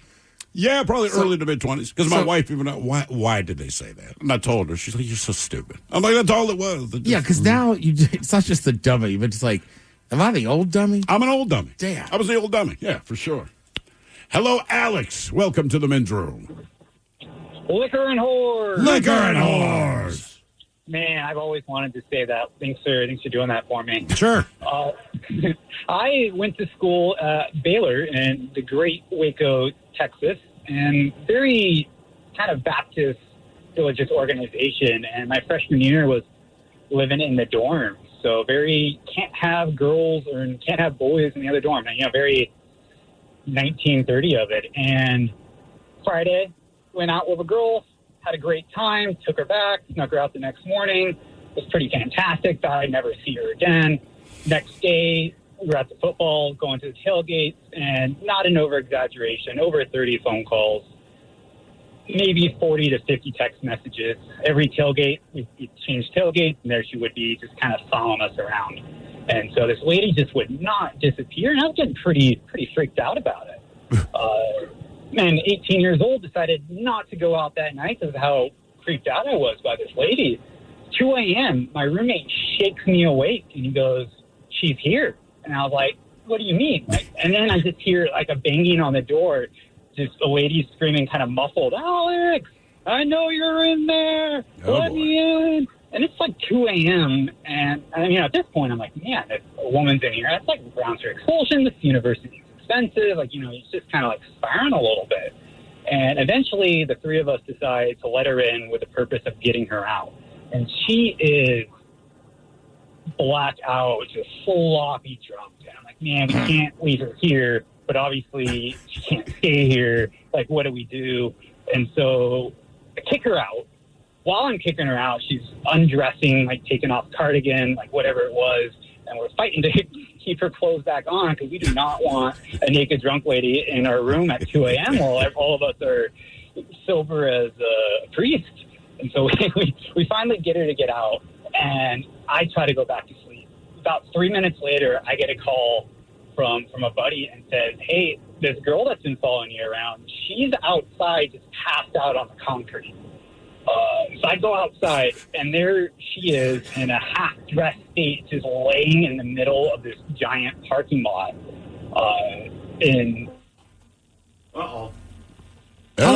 Hello. And, of course, hey, Alex, call back, man. Yeah. I just want to hear how that ended. Who or what was on the other side of the door? 206-803-ROCK. To remind you that 60% of sales on Amazon come from independent sellers, here's John from Devil Dog Pet Company. We run our family business from Sterling Heights, Michigan, but we can reach customers all over the country thanks to Amazon. Good boy. Shop small business on Amazon. Is your business ready for what's next? Think about where you want to be in 3 years, 5 years, 10. Growth isn't about numbers. It's having the right specialist by your side. Moss Adams and Baker Tilly have joined forces to create a remarkable new organization. It's one advisory firm with resources, expertise, and vision built specifically to serve the middle market to help you get to what's next. Learn how Baker Tilly can help your business pursue its vision of success. Visit bakertilly.com/combo. You're tuned into Auto Intelligence, live from Auto Trader, where data, tools, and your preferences sync to make your car shopping smooth. They're searching inventory. Oh, yeah. They find what you need. They're gonna find it. You can make a budget for your wallet to help you succeed. Pricing's precise and true. So true. It's smarter car shopping. Ooh. Just for you. Oh, it's just for you. Find your next ride at autotrader.com. Powered by Auto Intelligence. Hit the jackpot with Grand Casino's $55,000 cash giveaway, September 1st through November 29th. And every Monday night, we're giving away a brand new 55-inch TV. Plus, enjoy the best happy hour around every day. 50% off drinks and bites. And don't miss our 12-ounce Prime Rib Fridays for just $26.99. Find us at 16716 Aurora Avenue North Shoreline, just north of 175th Street. Get all the details at GrandCasinoGaming.com. Grand Casino Shoreline. Let's play. At Cardinal Heating and Air, we elevate your comfort with expert HVAC solutions in the greater Seattle area. Our decades of experience have fostered lasting relationships built on quality service. Whether you need AC repair, heating repair, routine maintenance, a new installation, or an emergency fix, you can trust Cardinal Heating and Air, now offering electrical services. Experience the exceptional service and peace of mind that Cardinal Heating and Air delivers today and for years to come. Live on the free Odyssey app. Text the guys at 206-803-ROCK from the Pinky's Plumbing Studio. You're in the men's room. 10 of Rock's most hated songs coming up at 4:30 with Taryn Daly and Steve Mix from the Daily Mix Morning Show. In the meantime, our question, who or what was on the other side of the door? 206-803-ROCK. And we have Alex back. Alex, if we remember correctly, you went to Baylor. They're pretty hard on the rules. No boys in the girls' dorm, vice versa. You make out or have sex with the chick. You think it's a one and done. She now gets around to stalking you. She has shown up at your dorm. She is hammered. You're just trying to get her out of there, right? Because you don't want her staying there. Only to find that you hear your roommate tell you, look, man, she's not in our apartment, but she is passed out completely, in the parking lot of your dorm? Mm-hmm. Yeah. Yeah, and there's like a 4-story parking garage that fed into there. And it was, there's high traffic, people coming back, people leaving. So it was general safety concern. I mean, this was also the time that Baylor was being investigated for the Title IX allegations. So it was like a very top of mind kind of issue. So we were spiraling a little bit. Luckily, my roommate called his girlfriend who lived in the same dorm that she did. And so together we managed to carry her. At some point, she walked back.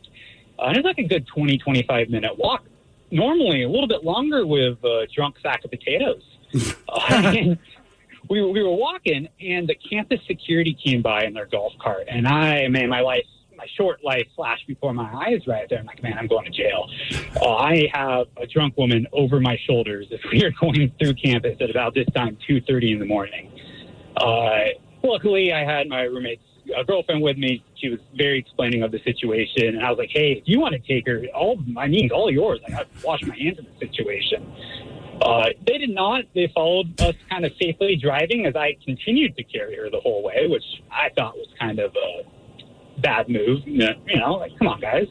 But eventually we get her to the dorm. I leave her at the stairs, go home, try to get some sleep. Doesn't really happen. But the good news is she had left her backpack in my place the night before, and there were 3 handles of liquor in there. So that was a gold mine. Okay then. There's your win. Now, did you have to deal with her anymore after all of this? Yeah, she somehow got a letter under my door, and all it said was, "Can we still be friends?" And after that, I just see kind of her around campus, but no. Besides that, it was my roommate's girlfriend, who ended up being a really good friend, made it abundantly clear that we would call the cops if she reached out to me after that. All right. Okay. Damn. Yeah. All right. Have a friend. I've never had someone like me that much. No, not after just sex one time, man. Good Magical, Lord. whatever you got there. Uh-huh. Whoever was on the other side of the door, 206-803-ROCK. Hello, Ken. Welcome to the men's room. Hola. Back when I was in the Army, stationed here at Fort Lewis, I was chilling in my barracks with my old baby mama, which shouldn't have been there. Got a knock at the door. Open the door. It's the local barracks bunny. Told so-and-so, hey, the door's for you. As soon as she comes around the corner, she Spartan kicks that bunny across the hallway out my doorway. Oh.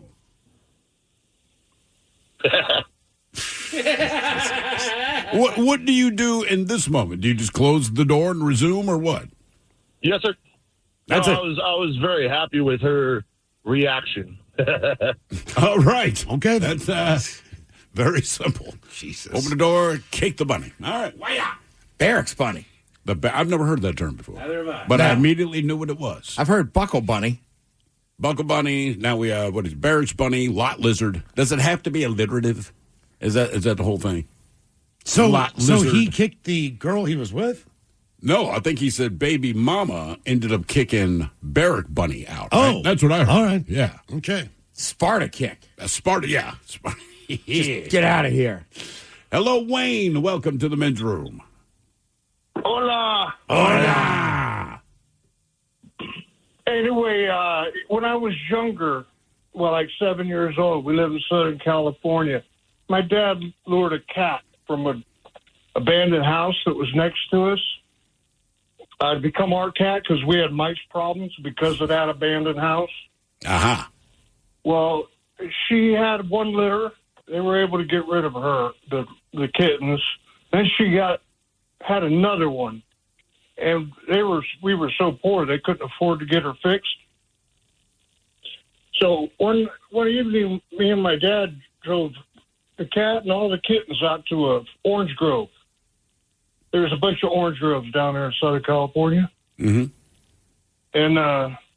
And he's like, "Don't worry, they'll be fine living out of these farms." And so about 4 to 6 months later, I was home on the couch watching TV, and I heard a little noise at the door.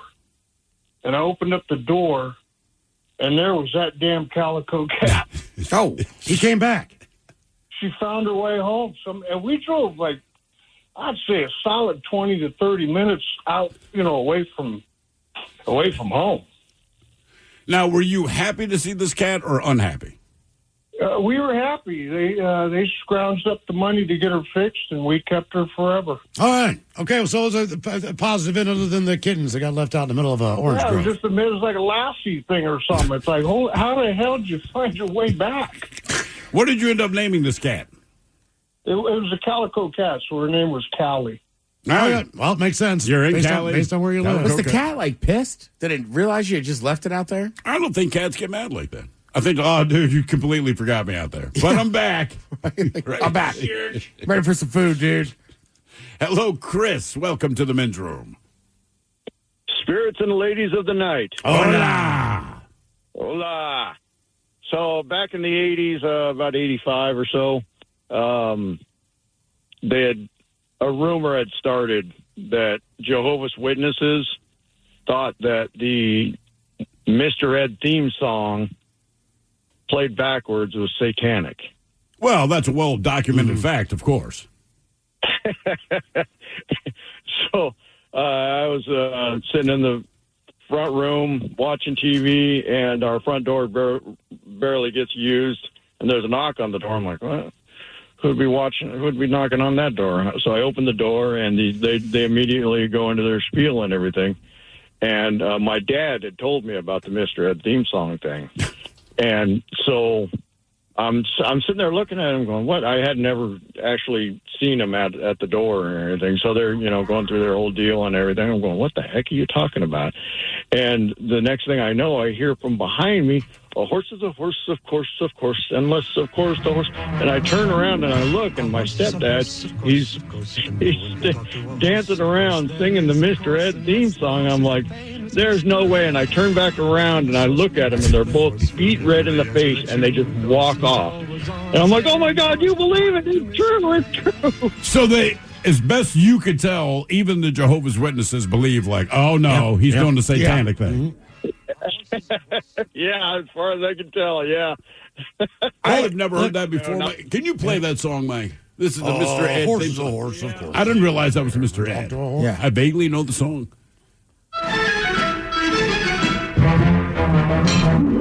A horse is a horse, of course, and no one can talk to a horse, of course. That is, of course, unless the horse is the famous Mr. Ed. Go right to the source and ask the horse. He'll give you the answer that you endorse. He's always on a steady course. Talk to Mr. Ed. Yeah, I can see the satanic influence. Yeah, Wilbur. Well, my ex-wife is Jewish. Yeah. So when whoever it was would come to the door, she would just go, I'm Jewish. And, I mean, it was like kryptonite. It was like garlic for a vampire. Really? They just roll. I mean, it's just like you basically just cut off whatever they're going to say. I don't know why. I used to use the Holy Trinity on them. What do you mean? Because I think Mormons don't believe in either like Mary or the Holy Spirit. One of the two Son. is not part Maybe of it's the Holy Spirit. There's something. So if you just stick to that, like, well, I'm down with that. They're just kind of like, all right. Okay, yeah. I mean, not that I care. I mean, the last time someone knocked on my door that way, I think I gave them a couple of bottles of water. It was the middle of summer. It was like 85 degrees. Nice. They're wearing slacks and a long sleeve white shirt and a tie.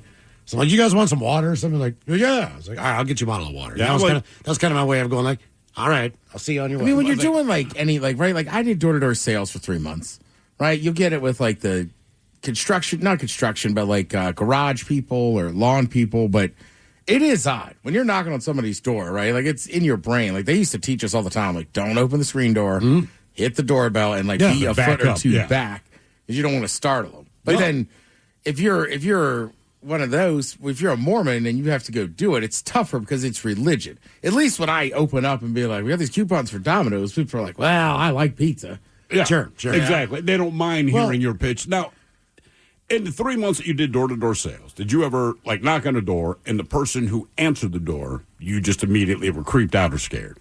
Like, oh no. Yeah. Oh, really? I mean, yeah, it was PG County. Some people just open the door and just be like, get the F. Like, what are you doing here? You know what I mean? Good just times. That anger. And you could read it pretty quick. Problem with the Census Bureau was most people are not home during the day. Right. But your job hours are during the day. And you notate every house you go to, whether you got a response, whatever the deal is, the time that you got there, and knowing that you're going to go back because some days we just get the day off. Then you start working about 4 or 5, and you go to 8 or 9 o'clock at night. So you're knocking on these doors where you've been there before to see if anybody's home because they're probably working. Right. And those were the interesting times, I thought, because, whole families would be there like, look, we need 2 minutes.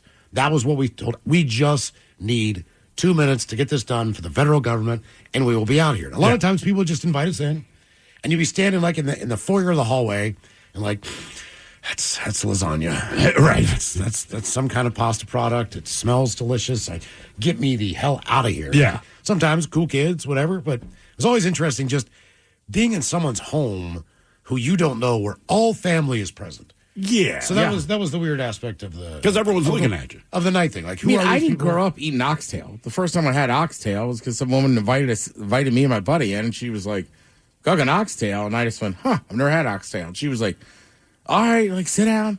And she made us a plate. All right. Okay. How was it? Delicious. Yep.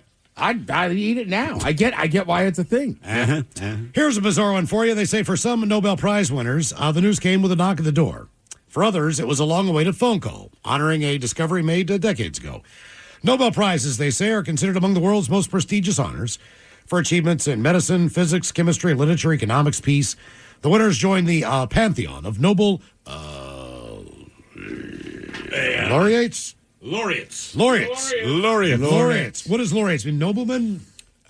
Basically, it's something you and I have never achieved. You can be a laureate in high school, in college. You know, you're the upper echelon of whatever your specialty is. So Albert Einstein, Mother Teresa. There you go. So 5 of this year's 9 science winners were in the United States when the news broke, and some were fast asleep. 2 winners were in Japan, 7 hours ahead of Stockholm. They were awake and working when the call came from a Swedish number. One thought it was a telemarketer. Here's how some of this year's winners found out. A knock at the door. This takes place in Seattle, when Associated Press photographer Lindsay Wasson knocked on the door of Mary E. Brunkow Seattle home. It was 4 a.m. local time on Monday. Who does that? It was the scientist's dog who woke up first. Zelda's barking roused Brunkow's husband, Ross Clockwin. I don't think he really knew what I was there for. And I said, you know, sir, I think your wife just won the Nobel Prize. At 4 a.m, you're done. Watson's photographs captured him waking up Brunkow and telling her the life-changing news. She was among 3 winners sharing the 2025 Medicine Prize. Don't be ridiculous, she told her husband. But it was true. The trio had, in research dating back for 2 decades, uncovered a key pathway the body uses to keep the immune system in check, called peripheral immune tolerance. Yeah, of course. Experts call the finding critical to understanding autoimmune diseases, type 1 diabetes, rheumatoid arthritis, and lupus, and everything else. But yeah, the knock on the door came at 4 a.m. Why? I don't. It's just so weird to me because it's like this is not an emergency. This is good news that at whatever time you wake up, you're probably happy to hear it. Mm-hmm. But they're like, nah, 4 a.m. Hey, man, you won the Nobel. Like, I would be excited that I won the Nobel Prize or something, but I'd also be super grumpy because you knocked on my door at 4 o'clock in the morning. Yeah, there's nothing. At 4 a.m. to me, like, and look, I get it. People got to get up to go to jobs sometimes. But sure. At 4 a.m. still seems like you're teetering all night. To me, 5 a.m. I go, all right. Maybe. Yes. Yeah. But I wouldn't knock on a door, but 4 a.m., I'm just like, you're lucky you didn't get shot. The following day, 2 AP photographers headed to Santa Barbara, California, to find physicist John Martinez before the sun rose. His wife, Jean, answered the door and told them to come back later. Martinez needed his sleep. For many years, we would stay up on the night the physics award was announced. At some point, we just decided, that's nuts.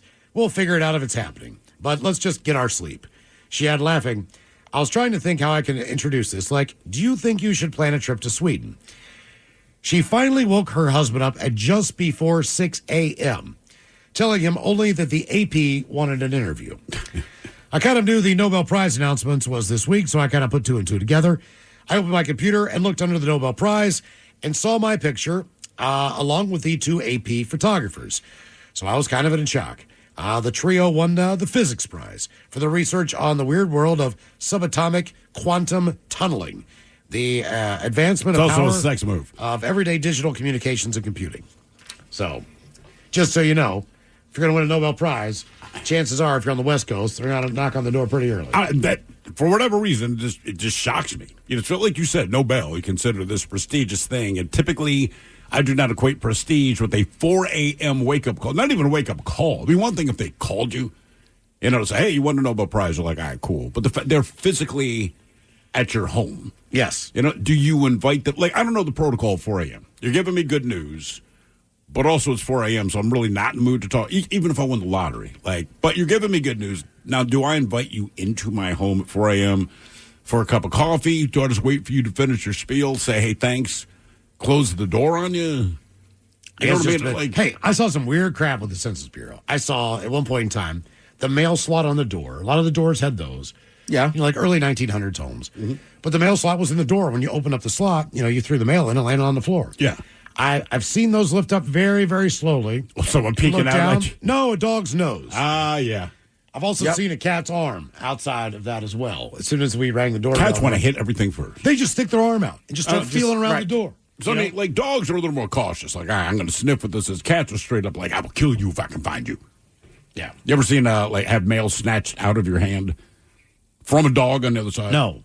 Just, my neighbor would occasionally, our mail would get mixed up. He had the same last name as me, and his address was one different. And the first time I went to his house, I'm like 10 years old.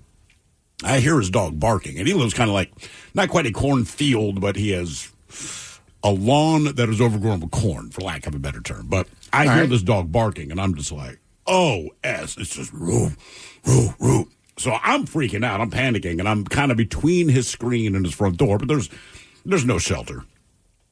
One, the guy was with his dog. So when the guy turned the corner, I felt better. This dog was like the size of a chihuahua. It was not a chihuahua, but this little itty-bitty dog. Picture like, I don't know, if Mini-Me had Shaquille O'Neal's voice, right? It's just not. So this dog just had the deepest voice and freaked me out. But any other time to get the mail, I kind of knew the dog now, so I wasn't sweating it. But he had a mail slot. And I'd open the mail slot, and you could physically feel it get tugged out of your hand by this dog. Every time. Maybe 3 times that I had to go over there and just open the mail slot. He's already barking. And, I mean, just grab the mail, snatch it out of my hand. Yep. Like, all right, man. The hometown I grew up in. I think there's some dogs, people, you got to put up a sign because they'll just chew it up, too.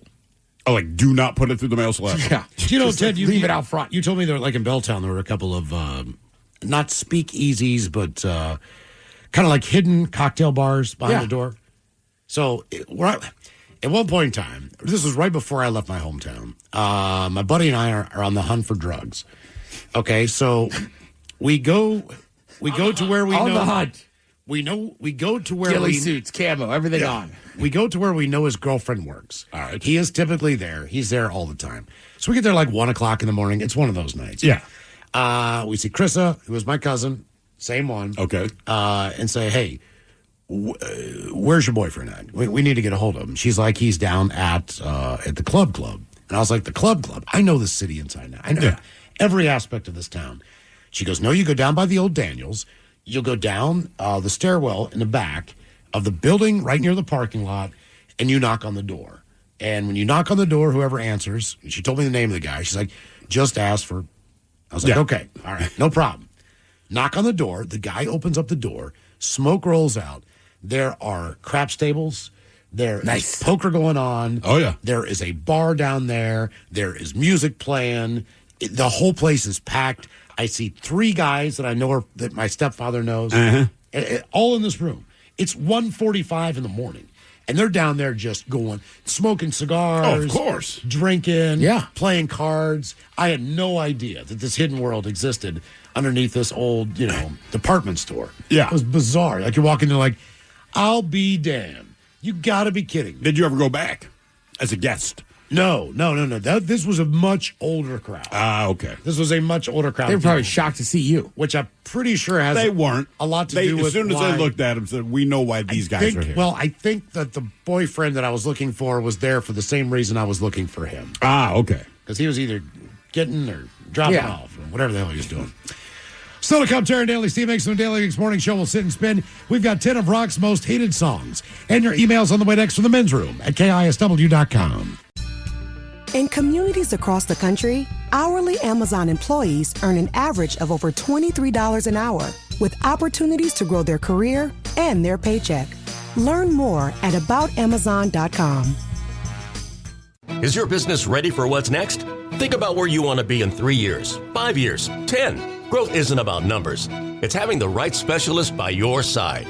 Moss Adams and Baker Tilly have joined forces to create a remarkable new organization. It's one advisory firm with resources, expertise, and vision built specifically to serve the middle market to help you get to what's next. Learn how Baker Tilly can help your business pursue its vision of success. Visit bakertilly.com/combo. You're tuned into Auto Intelligence, live from Auto Trader, where data, tools, and your preferences sync to make your car shopping smooth. They're searching inventory. Oh, yeah. They find what you need. They're gonna find it. You can make a budget for your wallet to help you succeed. Pricing's precise and true. So true. It's smarter car shopping. Ooh. Just for you. Oh, it's just for you. Ooh. Find your next ride at autotrader.com. Powered by Auto Intelligence. Hit the jackpot with Grand Casino's $55,000 cash giveaway, September 1st through November 29th. And every Monday night, we're giving away a brand new 55-inch TV. Plus, enjoy the best happy hour around every day. 50% off drinks and bites. And don't miss our 12-ounce Prime Rib Fridays for just $26.99. Find us at 16716 Aurora Avenue North Shoreline, just north of 175th Street. Get all the details at GrandCasinoGaming.com. Grand Casino Shoreline. Let's play. At Cardinal Heating and Air, we elevate your comfort with expert HVAC solutions in the greater Seattle area. Our decades of experience have fostered lasting relationships built on quality service. Whether you need AC repair, heating repair, routine maintenance, a new installation, or an emergency fix, you can trust Cardinal Heating and Air, now offering electrical services. Experience the exceptional service and peace of mind that Cardinal Heating and Air delivers today and for years to come. In communities across the country, hourly Amazon employees earn an average of over $23 an hour, with opportunities to grow their career and their paycheck. Learn more at aboutamazon.com. Is your business ready for what's next? Think about where you want to be in 3 years, 5 years, 10. Growth isn't about numbers. It's having the right specialist by your side. Moss Adams and Baker Tilly have joined forces to create a remarkable new organization. It's one advisory firm with resources, expertise, and vision built specifically to serve the middle market to help you get to what's next. Learn how Baker Tilly can help your business pursue its vision of success. Visit bakertilly.com/combo. You're tuned into Auto Intelligence, live from Auto Trader, where data, tools, and your preferences sync to make your car shopping smooth. They're searching inventory. Oh, yeah. They find what you need. They're gonna find it. They can make a budget for your wallet to help you succeed. Pricing's precise and true. So true. It's smarter car shopping. Ooh. Just for you. Oh, it's just for you. Ooh. Find your next ride at autotrader.com. Powered by Auto Intelligence. We return to the men's room with Miles and Thrill. 10 of Rock's most hated songs coming up as we'll sit and spin, but first time for a few emails to the men's room at KISW.com. You've got mail.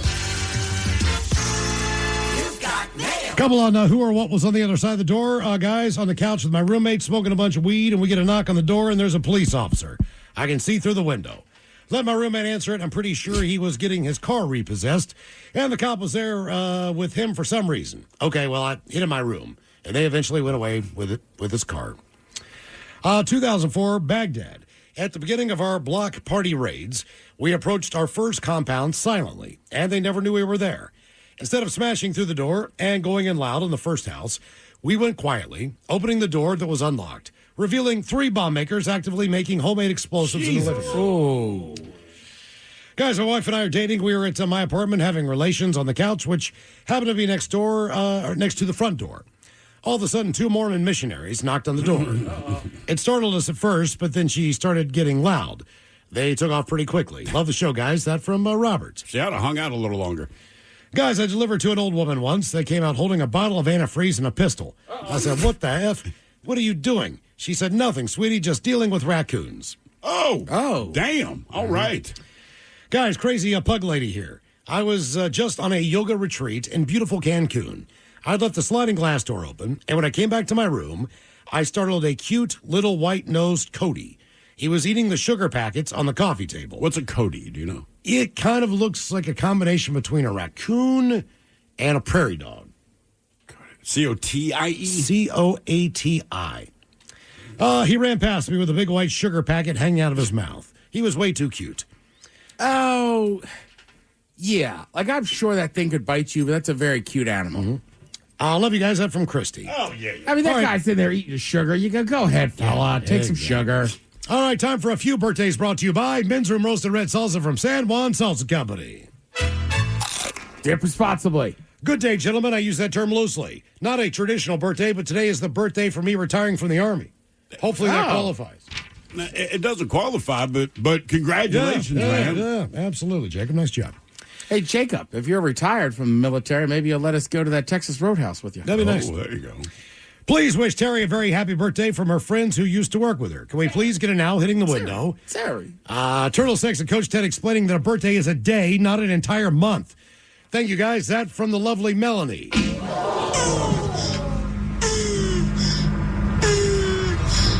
You know, sometimes Coach thinks people think Coach isn't that smart. He doesn't catch on to stuff. I'm going to guess that Terry spelled with 2 R's and an I, huh?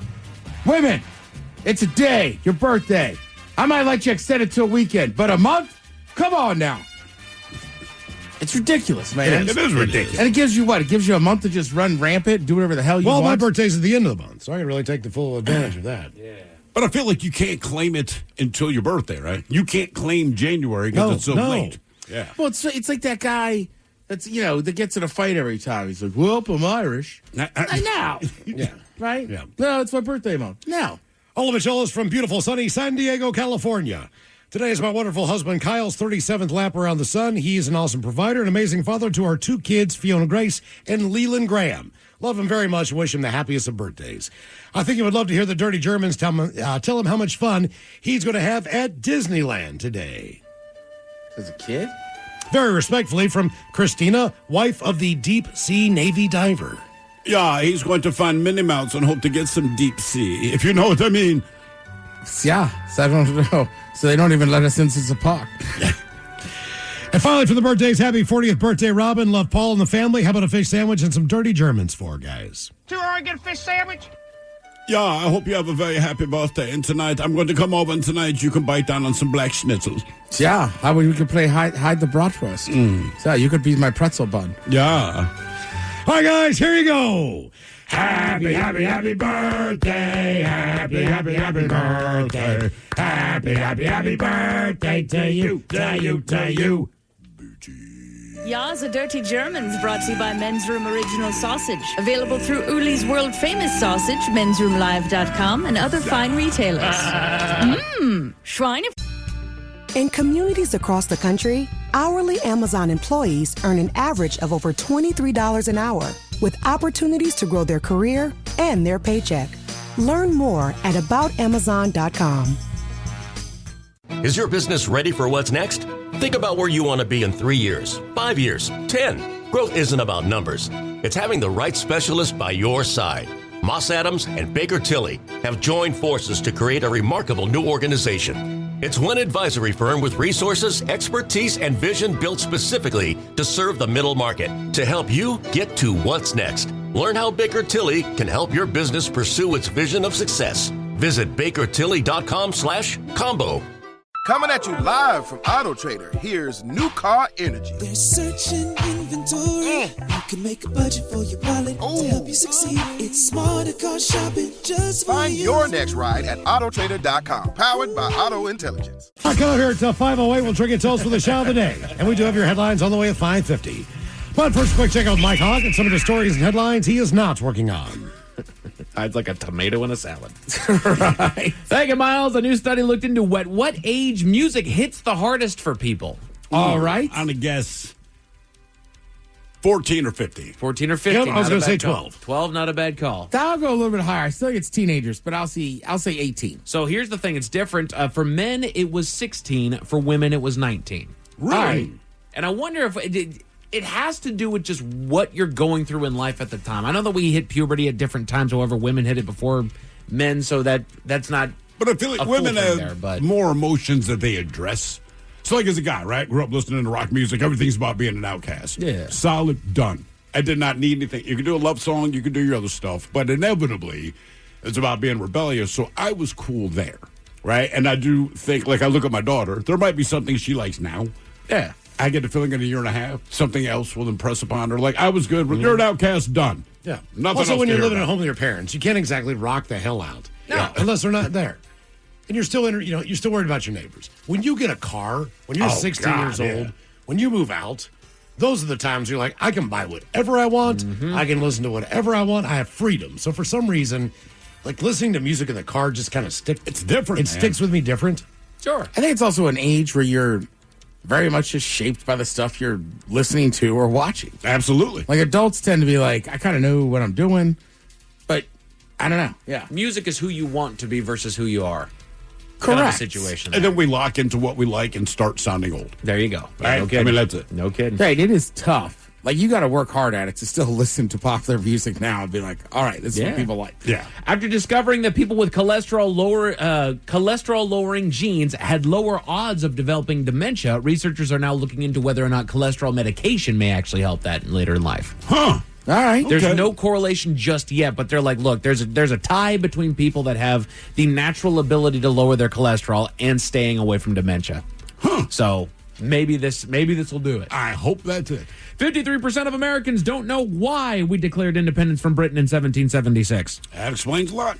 That explains That plenty. explains a lot. Says it right there. Yeah. Yeah. You said 53% don't. 53% of Americans do not know why we did it.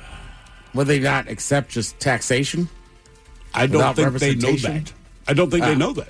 I think if you said that, they go, oh, yeah, that makes sense, man. I think what he's saying is like legitimately, they're like, I don't know, we didn't like people in red trench coats. Yeah. What that crew went through is a hell of a lot more than we want to do our own thing. Like, Right. It's a little bit more than that. yeah. A little bit more than that. Put your thinking caps on, boys. Time for the Merriam-Webster Word of the Day. All right. Because of yesterday's failure, I'm going to give you guys a 99% success chance. It's not that we failed. It's that you projected that we would nail it, and we simply... I can't give you 100% anymore. Right. 99% chance of success. It's an S word. Careful. It's an adjective, and something that is described as this does or involves a lot of sitting. Sedentary. There you go. All right. We're back. Ding, ding, ding. Yeah. Ding, ding, ding. Where are you at there, Ted? I don't know. I was just to the part of it. Something. It's a lot.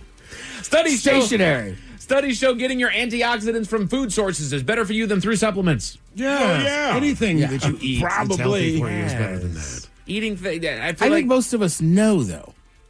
And the whole point is you do the supplements because, like, I don't feel like eating what? Blueberries or whatever the hell it is. Exactly.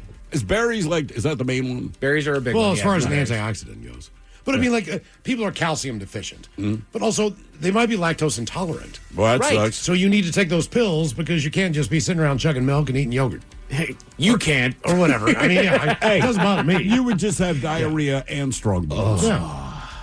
That's a sign of strength. Diarrhea and strong bones. It turns out that it turns out that how men walk adds to body size when it comes to threat impression. So basically, Well, yeah. the way that you walk could make you more intimidating at any size. And that's what they were saying is that, you don't have to be huge to be intimidating. In fact, it's one of the small habits that tells a lot about you. The Men's Room Top 10. The Men's Room Top 10.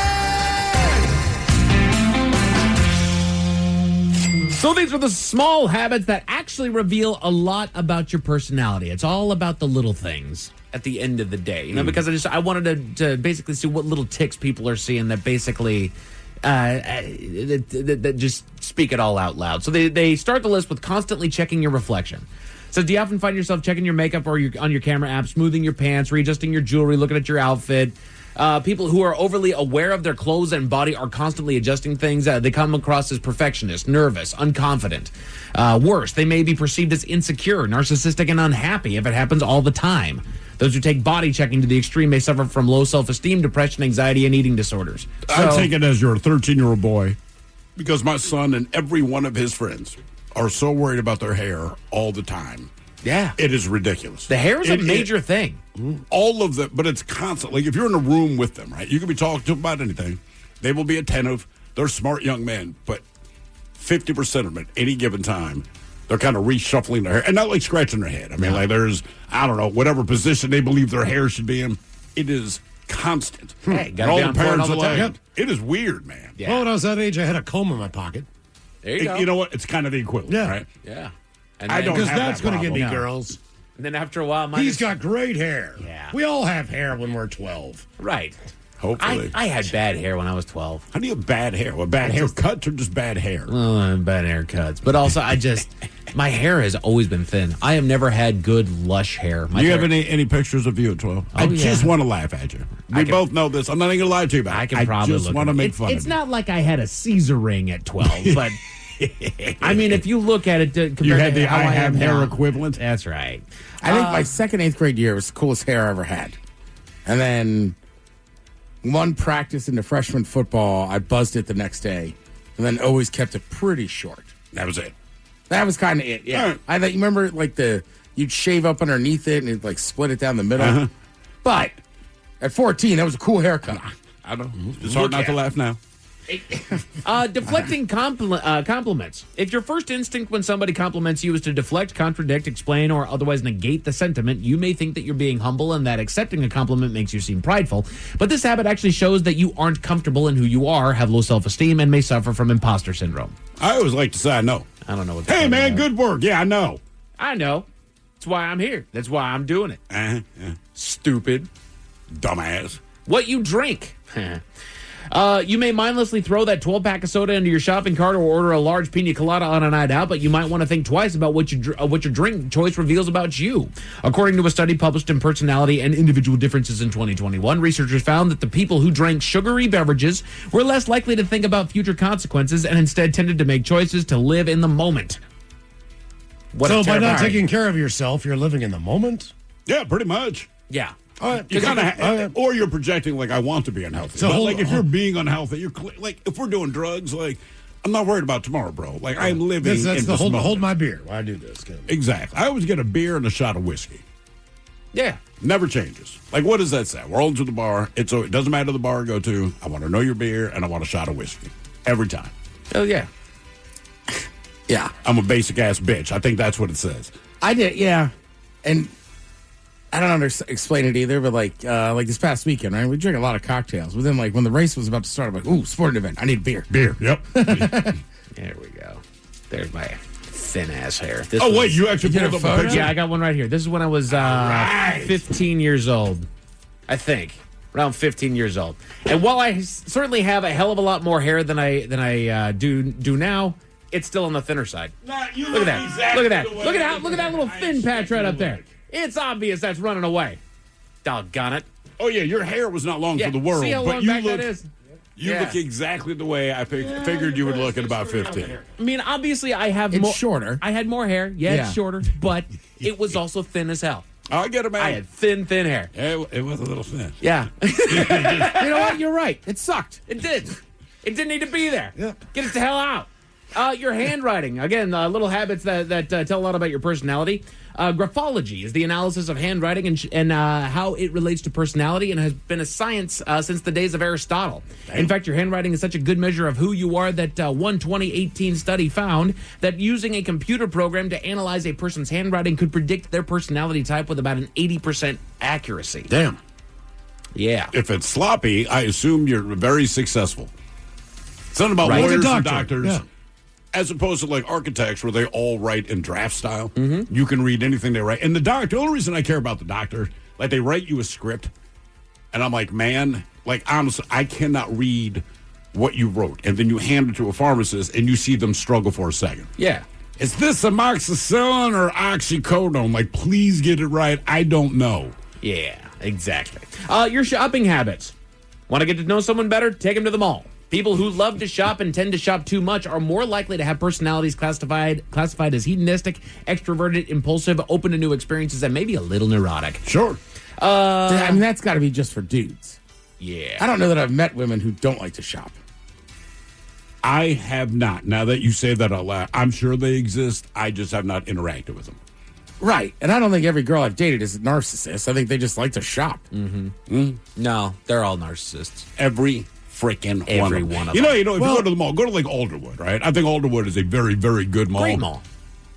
It's still, 80% female skewed. Yes. But, right, they understand. And who they're right in that age pocket. Yes, they are. I think you can recognize when someone is the main event in their own mind. Yes. You know where I think you can tell? Go to baggage claim at any airport. Oh, my Right? God. See, if the people that are super dressed down, it looks like they didn't even know they were going to travel today. Yeah. Then you have other people where you're like, look, I was on a flight with you. It's a 9-hour flight. Why?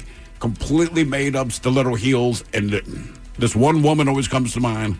Everyone's suitcases are falling out of baggage claim. Most people have the standard black, or they've tied something or ribbon you can identify it. And I just remember seeing these 3 leopard print full-size suitcases. And my wife and I just looked at each other, and we didn't quite point, but it's like, you know who this is for. Right. And sure enough, skanky little broad went over there to grab his stuff, looking like she doesn't really know what she's doing. I'm like, somebody is getting I saw a laid dude tonight. tugging around 3 Louis Vuitton giant bags, and I helped him get one down. He was very nice. But same thing. You saw the wife. Yep. You could see it in his eyes. I was just like, she is super hot, but like, you do I'm this sorry, man. every I'm flight, sorry. don't you? Not a one of these is yours, are they? He couldn't have been nicer. He's like, you don't have to help me. I'm like, no worries. And I was like, oh, you're used to this. This is what you do every flight. He's like, yes, it is. Punctuality. Whether you arrive early, on time, or late sends a powerful message about your personality, etiquette, and what motivates you. People who value punctuality are often rule followers and people pleasers, while those who are chronically late may be more self-focused. Yeah. By the way, Mike, people on the YouTube stream desperately want to see the picture of you. Right, I'll send it to I mean, look, Tim. it looks like what you think Mike would look like at 15. Yeah. It really does. Yeah. You look exactly the way I would have pictured. Blur out my buddies' faces, please.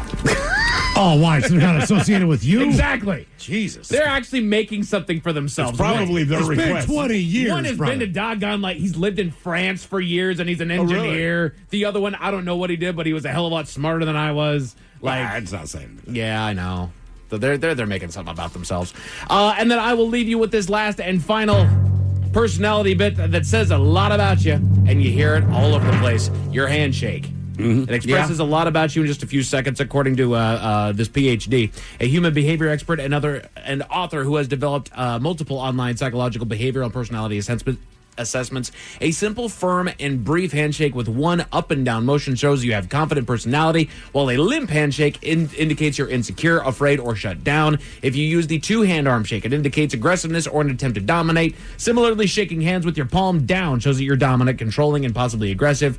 Never wipe your hand just after you shake hands with somebody because that indicates that you find the person dirty. But you want to. Oh, there's moments you're Can't believe I like, touched him. When I was coming up in school, in radio school, I ran into a friend from high school while I was just doing a booth out there at the college and whatnot, right? And I was like, oh, man, good to see you. And I went out there to shake his hand. And he went, he gave me the dead fish. And Right, I was like, like, come on, man. You're better than that. You're should've told him. better than that. And stand up. I should have. Agreed. That was on me. Well, I know. Sometimes it's tough. You're a super crowded place, and somebody will be like, you don't have to stand up. But generally, that's my rule. Like, if you're Get on your if feet. I'm shaking your hand, yeah. I'll right, say it just is so like, what are you, a king? Like, oh, here. Especially if you're meeting somebody for the first time, too. Correct. That's my problem, Stephen Hawking. But you can't get up, man? Whatever. I'm sorry. I'm sorry. Oh, no. Just sit there. You don't have to get up. Don't take it personally. Jesus. A woman in South Korea killed a cockroach in her home, but it came at a cost, Miles. What was that cost? About at $5.50. Thank you, sir. Headlines are coming up at 5:50. In the meantime, have we made it to drinking time? Somebody out there deserves to be recognized. And the men's room knows just who it is. So to you, we say, bottoms up, sailor. You're the toast of our shot of the day. Free time it is, and as usual, we head to the drink test and Steve will throw a hill to find out who we're toasting. Yes, indeed. And today we toast Mr. Brian Cotter of Pueblo, Colorado. Brian. You know Brian. He works as a coroner. And with Halloween approaching, he decided to open his office for a, quote, safe and sweet, family-friendly Halloween party. Now, unfortunately, when he put out the invitation, the local community has not responded to the invite as Brian had hoped. So he ended up canceling the event, and he even posted a Facebook quote saying, our intent was simply to provide a safe, family-friendly opportunity for children and families to enjoy the holiday together as we have provided in the past. It has become clear, however, that the event was not well received by some members of the community. We recognize and respect those concerns, and as such, we've decided to cancel the event. So you got to wonder, what was the blowback on this? The guy's done it before in the past. People seem to enjoy it. Yeah, the blowback is that a few months ago in the month of August, Brian got himself in the hot water when authorities discovered 24 decomposing bodies hidden behind a door in his mortuary. Some of the bodies had been decomposing for 15 years. Wow. Yeah. He was just keeping them? He was just keeping them. Keep in mind, it's Pueblo, Colorado. It's not like it's a billion people living there. So everybody knows. And when he's like, hey, come down to the office, same place they found the decomposing bodies, doing a haunted house. All of the parents are like, no, we're not going to do that. I like he's still like, try to do something nice for you people. That's his attitude. Like, hey, I've done it before you knew that I was storing dead bodies in the back. Whatever. I respect your wishes. Now you're all judgy. Poor Brian, man. No Halloween party in Pueblo where the real dead bodies are decomposing. What can one do? So we pour this booze and we drink this booze because we think it's yummy. Yummy. So over the tongue and down the throat to party and our tummies. Down the hola bichola. All right, it's going to get tested online for Profile This, 206-803-ROCK. Profile This is next. To remind you that 60% of sales on Amazon come from independent sellers, here's John from Devil Dog Pet Company. We run our family business from Sterling Heights, Michigan, but we can reach customers all over the country thanks to Amazon. Good boy. Shop small business on Amazon. Is your business ready for what's next? Think about where you want to be in 3 years, 5 years, 10. Growth isn't about numbers. It's having the right specialist by your side. Moss Adams and Baker Tilly have joined forces to create a remarkable new organization. It's one advisory firm with resources, expertise, and vision built specifically to serve the middle market to help you get to what's next. Learn how Baker Tilly can help your business pursue its vision of success. Visit bakertilly.com/combo. You're tuned into Auto Intelligence, live from Auto Trader, where data, tools, and your preferences sync to make your car shopping smooth. They're searching inventory. Oh, yeah. They find what you need. They're gonna find it. You can make a budget for your wallet to help you succeed. Pricing's precise and true. So true. It's smarter car shopping. Ooh. Just for you. Oh, it's just for you. Ooh. Find your next ride at autotrader.com. Powered by Auto Intelligence. With a detailed agent directory you won't find anywhere else, Homes.com is the only place to find the in-depth info home shoppers want. Very in-depth info. Looking for a listing agent's contact info? We've got it. The agent with the most sales in your price range? Easy. Specialized agents with all the up-to-date info on your dream neighborhood? We'll know them. A Pisces who enjoys long walks on the beach? You've got other sites for that. Homes.com. We've done your homework. This episode is brought to you by Progressive Insurance. Whether you love true crime or comedy, celebrity interviews or news, you call the shots on what's in your podcast queue. And guess what? Now you can call them on your auto insurance too with the Name Your Price tool from Progressive. It works just the way it sounds. You tell Progressive how much you want to pay for car insurance, and they'll show you coverage options that fit your budget. Get your quote today at Progressive.com to join the over 28 million drivers who trust Progressive. Progressive Casualty Insurance Company and Affiliates. Price and coverage match limited by state law. To remind you that 60% of sales on Amazon come from independent sellers, here's John from Devil Dog Pet Company. We run our family business from Sterling Heights, Michigan, but we can reach customers all over the country thanks to Amazon. Good boy. Shop small business on Amazon. You're tuned into Auto Intelligence, live from Auto Trader, where data, tools, and your preferences sync to make your car shopping smooth. They're searching inventory. Oh, yeah. They find what you need. They're gonna find it. You can make a budget for your wallet to help you succeed. Pricing's precise and true. So true. It's smarter car shopping. Ooh. Just for you. Oh, it's just for you. Ooh. Find your next ride at autotrader.com. Powered by Auto Intelligence. Is your business ready for what's next? Think about where you want to be in 3 years, 5 years, 10. Growth isn't about numbers. It's having the right specialist by your side.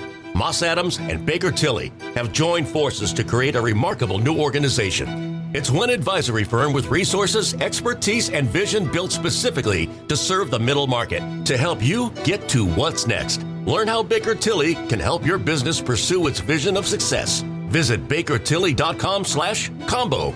The Men's Room presents Profile This. And Stephen Throw Hooks to please everyone on Profile This is played. It sure can, Miles. It's a simple game where we share with you a real-life news story. Something that happened right here on planet Earth. Earth. And as you listen to the story, based on the stereotypes you believe to be true of people and the decisions that people make, we'll ask you what it is you think makes the story a story. Hello, Devin. Welcome to the Men's Room. Hola. Hola. All right, Devin, you understand how this here game is played? Yes, sir. Fantastic. You have your choice today of one of three categories. We have Hit Me With Your Best Shot, where you guess the unconventional object that someone chose to use as a weapon. We have Seriously, where you guess the petty conflict that led to violence. And finally today, License to Spill, where you guess the substance responsible for creating the mess. Let's go with Seriously. I'm as mad as hell. I'm not gonna go to Davenport, Florida, where a routine Sunday at the McDonald's there escalated into a dangerous situation involving a gun after an argument over something. Now, the incident began when the restaurant started getting slammed with orders and culminated in 3 arrests, 1 injury, and all of those involved being charged.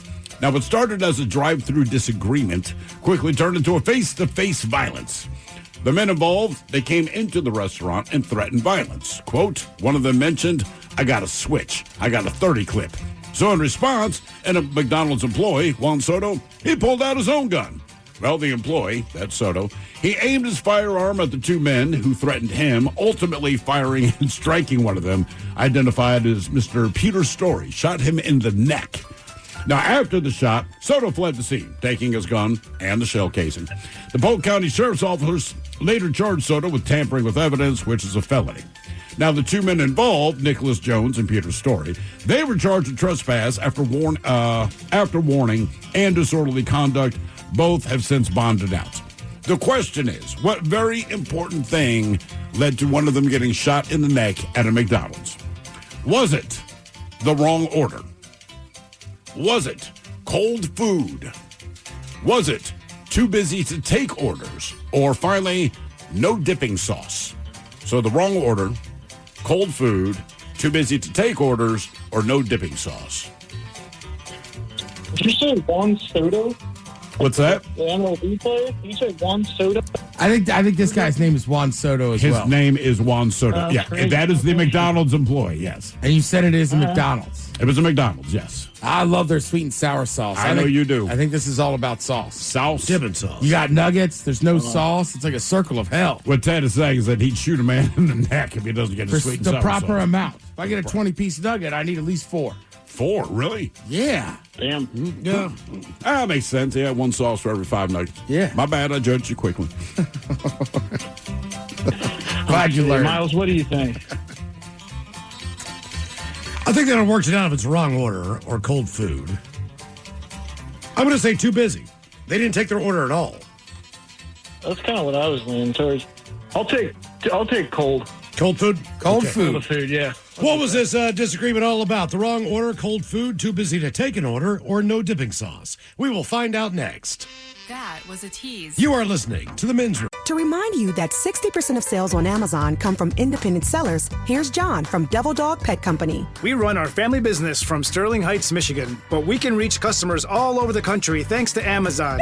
Good boy. Shop small business on Amazon. Coming at you live from Auto Trader, here's New Car Energy. There's searching inventory. You can make a budget for your wallet to help you succeed. It's smarter car shopping just for Find you. your next ride at autotrader.com, powered by Auto Intelligence. Is your business ready for what's next? Think about where you want to be in 3 years, 5 years, 10. Growth isn't about numbers.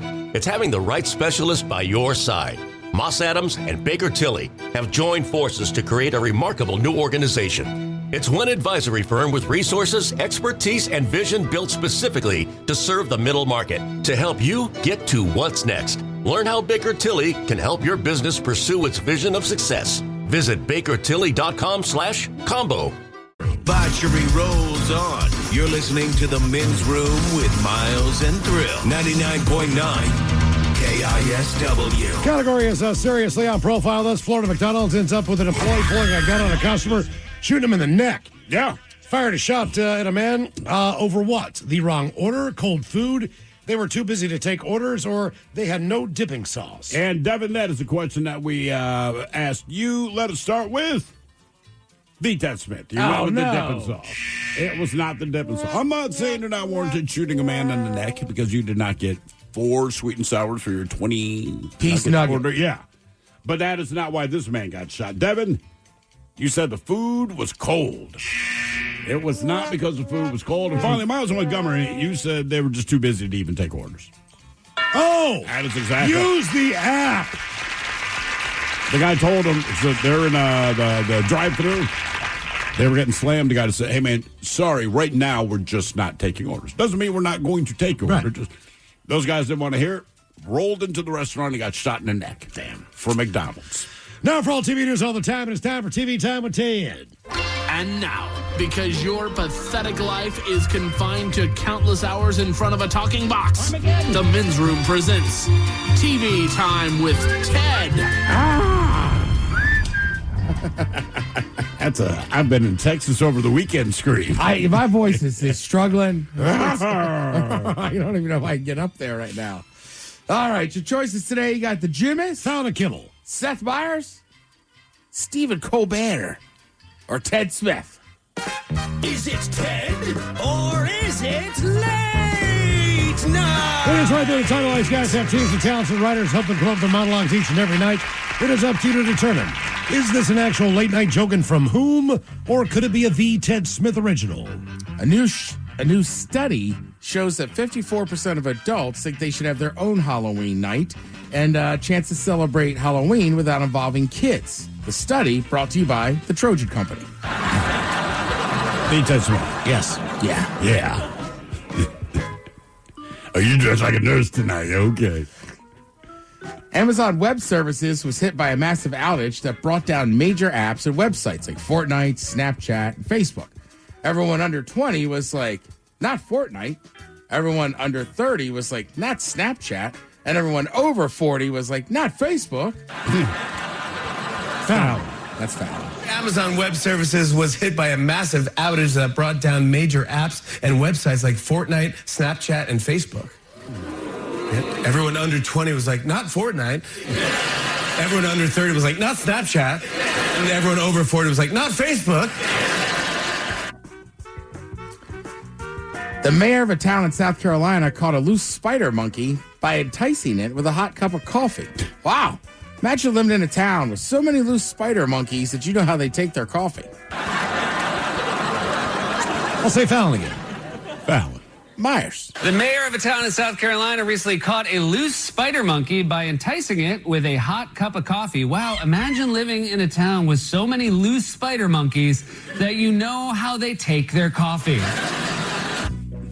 A group of thieves broke into the Louvre. Louvre. Ignore the R, bro. All right. A group of thieves broke into the Louvre and stole priceless Napoleonic-era jewels and a 7-minute daytime heist. It's not good when the deodorant at CVS has better security than the Louvre. Foul.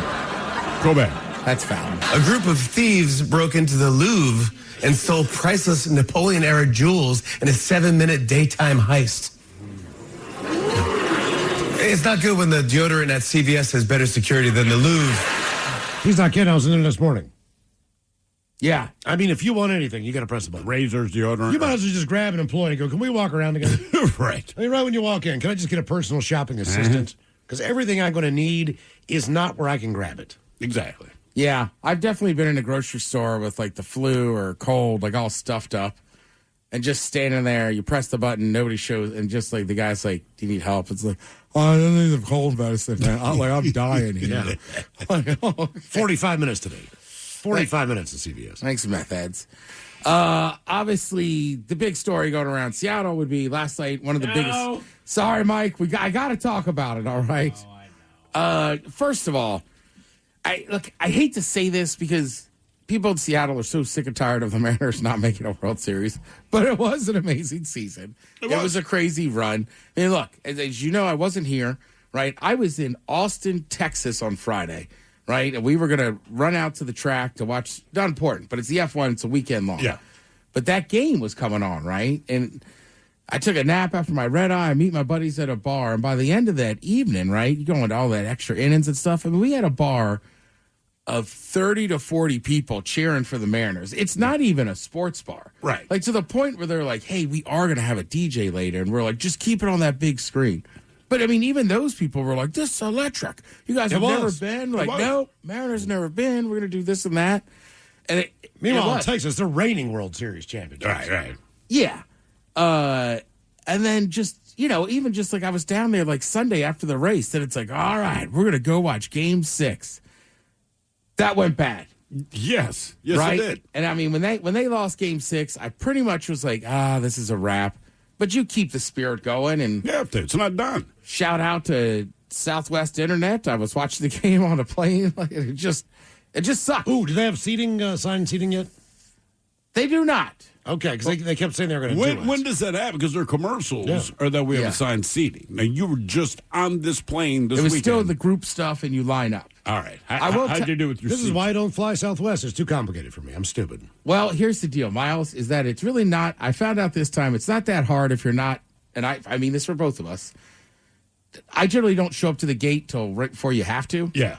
So for a change, I was like, I'm going to get my ass there early and not just hang out in the bar. So then when you sit by, like, I was lucky I had Group B. Yeah. So I still found like an aisle or a window. Okay. But yeah, that's the whole thing. You got to line up. Yeah, see, I don't do that. That's my issue. But it was cool. And then you had the Seahawks playing as well. You know, just, Mike, I know you're super pissed off today, but that's got to be one of the bigger nights in Seattle sports history, having a Game 7. Yeah, it was the greatest game that we have seen. It is the furthest that we've ever seen the Mariners go. Yes, we Look, have never here's made the it to thing. Game 7. I know everyone's disappointed the Mariners didn't go, myself included. It kind of sucks. But, and it doesn't matter the sport to me. I believe this to be true. And I've tried to explain this to my son when it comes to football. I said, look, man, the way I see things, you win or you don't. Mm-hmm. So no matter the sport, there's only one fan base that is happy. Yeah. Right? There's one. Well, you can't have two number ones. That's 11. That don't make sense. Well, also, so you didn't make it. You went as close as you can get, and it is bitterly disappointing. That's understood. But it's like, look, at the end of the season, there's only one fan base that has anything to celebrate. Because losing the World Series to me, you might as well have not won a game all season. It's worse. You didn't I think it's achieve worse. your goal. So what? That's what I was saying. It's like ripping a Band-Aid off. You know, you're playing a team with a payroll that's twice as much as yours. If you make it to the World Series, you got a pitcher that hits 3 home runs and strikes out 10 people. It's already over. And I'm sorry. Like I wanted the Mariners to go. I've been rooting for them for 20 freaking years. But this particular season Against that Dodgers team, who've been to 5 in the last 8 years, with that kind of payroll, which is unheard of in baseball, it's almost not even fair. For any team. Any team. I agree. For any team. And look, Dodgers fans were going nuts Fridays. They were playing too. Sure. And that was like the joke. We were like, wow, it's a buzzsaw sitting there. But somewhere in a parking lot, some kid picked up a baseball underneath a tire, and it was Ohtani's 468-foot smash. He didn't even know. He just thought someone was playing around the parking lot, doing a pitch before the game. I am with that's always the argument. Me and my brother have had it for years. Is it better to lose a close game or a blowout? I'd rather get blown out. You lose those close games, and it's like it's heartbreaking. Right? It's like the blowout's easier to swallow. No because you've had more time to, like, you know when you're going to get blown out. Right. And you go, guys, this is where we're at, man. Yeah. I was saying it all over the place. You know, I said it at the beginning of the season and seasons before, like, I just want another divisional title. I just want another banner that's hung up in that stadium. You got it. And we got that, absolutely. But the problem is that they kept going. They kept doing well. They kept making me believe. And then when they took the 2-game lead here in the ALCS, 2-0, I was like, okay, shoot, show me, guys. Well, look, if we had lost that series in Game 6, that would have sucked. But you know what? Hey, we got another banner. Had a really great little stint there, but then all of a sudden Toronto showed up There's a lot to look forward to. We had 8 outs to go. Yep. Yeah. It is. I'm going to It's say just it, brutal. they should not have pulled Woo. Yeah, I agree. That's all. I agree. Yeah, I think a lot of people feel that way. I think Brian Wu feels that way. Yeah, Woo's going to tell you. And woo. Well, also, when you get as deep as they had, and look, that bullpen did a great job in the playoffs, but it had been taxing, right? Like, you had already been through a few of these games. They're exhausted. I know Wu, at this point, he doesn't care. He'll rip that muscle apart. But also, it's like, there was a risk factor of, like, he could really, mess up his whole, so it's a tough thing, and nobody wants to hear it. It was a great season, but I think it's just more heartbreaking. I mean, even as heartbreaking as that second Super Bowl loss is for the Seahawks, it's like, all right, it didn't start a dynasty, but there's some you had one. You had one the year before. Yeah. It was also amazing to watch how quiet the Seahawks game got after that. Oh, yeah. People were kind of filing out. It wasn't the Seahawks had a pretty decent sized lead. It is a late Monday night game.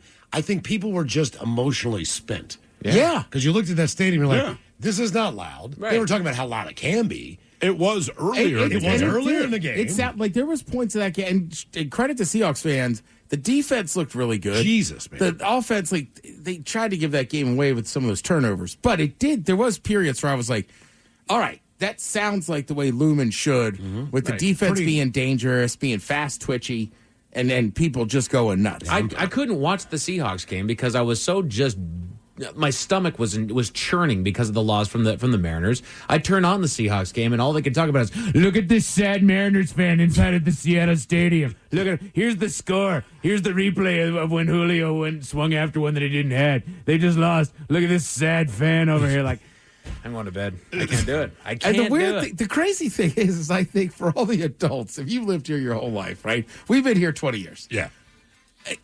It's crushing. But also, that run was so exciting. Huge. There will be a whole generation of kids somewhere between 5 and 15 that now are baseball fans because they watched this run. Absolutely, man. Yeah. So it is, Absolutely. it's kind of crazy. Also, the Seahawks are 5-2. The defense looks studly. You're welcome. They look really, really, really good. If there's hope for something, it's a really good Seahawks season. Absolutely. So at least that's on the horizon, right? Mm-hmm. Yeah. See, I mean, the Hawks are getting it done. I mean, it's not like we got to watch the frickin' Ravens. You want to talk about painful? You just want to stab yourself. At this point, it's comedy. Part of me just thinks, man, maybe that McDonald guy really knows what he's doing. Somebody asked me the other day, do you guys, as a Ravens fan, he goes, do you guys miss Mike McDonald? I was like, yes! Yes. And 99 is a frickin' beast. Wait, look at the Seahawks defense and look at your defense. That's all you got to do. Thanks, Mike McDonald, for nothing. Ooh. It is funny. It's the upside down world. Oh, no. The Ravens Dude. don't have a defense. No, because we lost Mike McDonald. Have you been checking out Chad Powers' new episode of that on tonight? You can watch that. Thank you, Tim. We appreciate it. You're listening to The Men's Room. Men's Room returns with Miles and Thrill. Now, let's see what's happening in the real world. All right, here we go. A woman's attempt at killing a cockroach ends up burning her apartment down. Meanwhile, a dog who escaped a crate at the airport spends the next 9 days just exploring around. Plane makes an emergency landing after banging on the cockpit door. A woman shares joys of the newborn baby, but wait, there's a whole lot more. And a lion jumps out of a transit truck in South Africa to presumably walk across the street and go home. It is time for your headlines. Now, it's time to hit the headlines. Here's Mike Hawk. Top story. We go to South Korea, where pest control is a delicate process. A woman was forced to act when she found a cockroach in her home. Needing an option, she grabbed herself a can of spray and a lighter and attempted to use a homemade flamethrower to exterminate the insect. You ever done that? No. I have. Oh, God. It's awesome. I'm sure it is. Inside if your you house. do it right. We used to do it with hairspray. Yeah. I mean, Another can of Lysol, whatever. Anything, yeah. Any kind of aerosol can. I mean, When you don't do it, it's dumb. No, I'm saying you can, yeah. We just, I don't know. That was like the thing. But like, yeah, we'd have to like sneak out and go somewhere. We're like, all right, let's try it. I don't think I've ever seen somebody do it in a home. I mean, I have done it. I've made the flamethrower, but I haven't killed a bug doing it. No, then what are you doing? Just flamethrowing. I used to set my hand on fire at the auction. On purpose? When I was working at the detail shop, and we had lacquer thinner that we would use to get a lot of stuff off the windows and whatnot. You'd like chalk on the windows and whatnot. Yeah. We'd use that to get it off. Well, if I was bored, I'd have a glove on and I'd dip my hands in lacquer thinner and then set it on fire. Whoa! You ever do it with rubber cement when you were a kid? No. Yeah, that was our big thing. Okay. But you realize the rubber cement burns off real quick. Okay. Real quick. Oh, yeah. Jeez, I whiz. Anyway, the lighter worked, but it also set her home on fire. What's more is the woman lived on the 4th floor of a shared building, posing an issue for her neighbors. Oops. Tragedy struck when her upstairs neighbors were forced to evacuate due to the smoke, passing their infant child to the neighbors in an adjoining building and climbing across themselves. Sadly, the father made it, but the mother did not. She did make the jump and took a fall. She was taken to the hospital where she would later pass from the injury. Authorities are now looking to charge the woman with causing death by negligence. So she was trying to climb to the other building and slipped and fell. Correct. Jeez, man. Because that was her only way out, because they were trapped by the smoke. The other suggestion is take your foot, put on a shoe, and stomp on the roach. Right. And now no one gets hurt. Someone's dead. Nothing's on fire. Well done. In other news, up to Canada. We love Canada, where a local mother isn't what she claims. Her family and friends were all buzzing with excitement months ago when she announced that she was going to be having a baby. Throughout the pregnancy, she pulled all the usual new mom moves, sending ultrasound photos, videos of the new baby kicking, had a gender reveal, the nines. Mm-hmm. But excitement started to wane after the woman had the baby, but was apprehensive about people interacting with her. She'd send more photos as time went on, but nobody was allowed to hold her or even check on her while she was asleep. Nobody's actually seeing this baby, right? But Grandma eventually pulled rank and went into the baby's room to discover She wasn't real. She was just a realistic doll. Eventually, the whole story began to unravel about the woman's motherhood. She took to social media where she had gained a small following of people enjoying her journey as well to explain that all the members of her family were letting her have it. Nobody was letting her off the hook. Her family has gone so far as to say that they all feel duped and betrayed by the woman. Because they were duped and betrayed by her. You don't feel that way. Yeah. That is exactly what happened. You might hear about her tomorrow on Who Sucks Less. I don't know. I had a feeling as I was going through the story that we might hear. What was the end result? There was no GoFundMe. There was no ask for gifts. Like, if you're going to give all that stuff. She got gifts. Like, she had a baby shower. Yeah, people spent their money to buy her gifts. What are you doing with all that crap? You got onesies. It's about the attention that she received. Okay, I get but that's the thing. Now the attention. Well, you get a different kind of attention now. You also have boxes of infant diapers. And her boyfriend was there, like, yeah, I knew she was doing it. Like, why are you with this woman? She told him that the baby was dead. Yeah, she told him the baby had died. Right. Because he wasn't the boyfriend; he was the baby's father. Daddy, so they weren't still together. Okay, gotcha. But anyway, he wants to know what's going on. She told through the whole pregnancy, this is what's going on. So that's the thing. He wasn't a part of this. Then he gets to know. Think about this. You think you're going to be a father. You're told you're a father. Then you're told your infant child dies, and that just has to be the most crushing thing on earth. Then it's like, psych. That was never didn't pregnant. even exist. Yeah. Right. Get in. And that's a thing. I've seen a handful of videos of people that are walking around with baby strollers and Bjorns and whatnot, and they just got realistic babies in there. Which is I've seen people walk around with strollers with dogs in there. Dogs I would take, but the fake I'm with you. baby. Dogs and like a cat, it's one thing, but you got a fake baby in there, and you're like something's wrong. That's me. Something manic. Yeah. Right, like children play with fake babies. Correct. Exactly. Correct. And even they know it's not real. Right. You're blocking something that you need to talk about at this point. But just in case the story's left a bad taste in your mouth. Thankfully, there's good news. To BC, Canada. Better Canada. Where new starts are earned. The Vancouver airport was left scrambling after a dog in their care escaped. An 8-month-old pup that was being transported from a South Korean shelter by a rescue organization. Little Tommy was his name, slipped out of his bonds. And, the dog? Yeah. Little Tommy. Okay. Tommy, man. Slipped out of his bonds and took off for the surrounding area of the airport, not taking his chances with crews on the lookout for him. They had spent days trying to lure Tommy back into custody, and after 9 days with several cameras and traps, they were able to bring Tommy in. He's since finished his journey and look forward to being adopted to his forever home. Damn. And now what I've all been dreading. Men's Room Sports. It's not the news I wanted to come to you with today, but the Mariners season has come to an official end after a heartbreaking loss in Game 7 of the ALCS. It is still the best season that the franchise has ever seen, and hopefully management sees the reception by the city and lights a fire to get us there next season. I wrote that when I was trying to feel optimistic. I don't. You got college football on ESPN and CBS Sports tonight. NBA basketball is back on NBC, and Kraken hockey's underway over on Amazon and Kong. Let's get excited. Okay. As far as your weather, you got mostly clear and a low of 43 tonight, leads to mostly clear and a high of 62 tomorrow. That's it for your headlines. I'm going home. Mike Hawk is out. Thanks, Lori. Appreciate it. We'll see you next time for the return of Who Sucks Less. Lovely Jolene's coming up next. Yes, indeed. It's all true. But in the meantime, well, we be all about this biatch. So until tomorrow, please do what you do best. And for Aletha's sake, stay beautiful. The Men's Room has been taped before a live studio audience. Wardrobe and makeup provided by Mantastic Limited. This has been a presentation of the Men's Room Radio Network. Oh, man! A Double Flush production.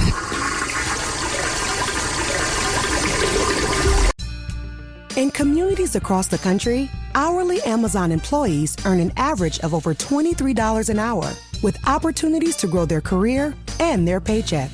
Learn more at aboutamazon.com.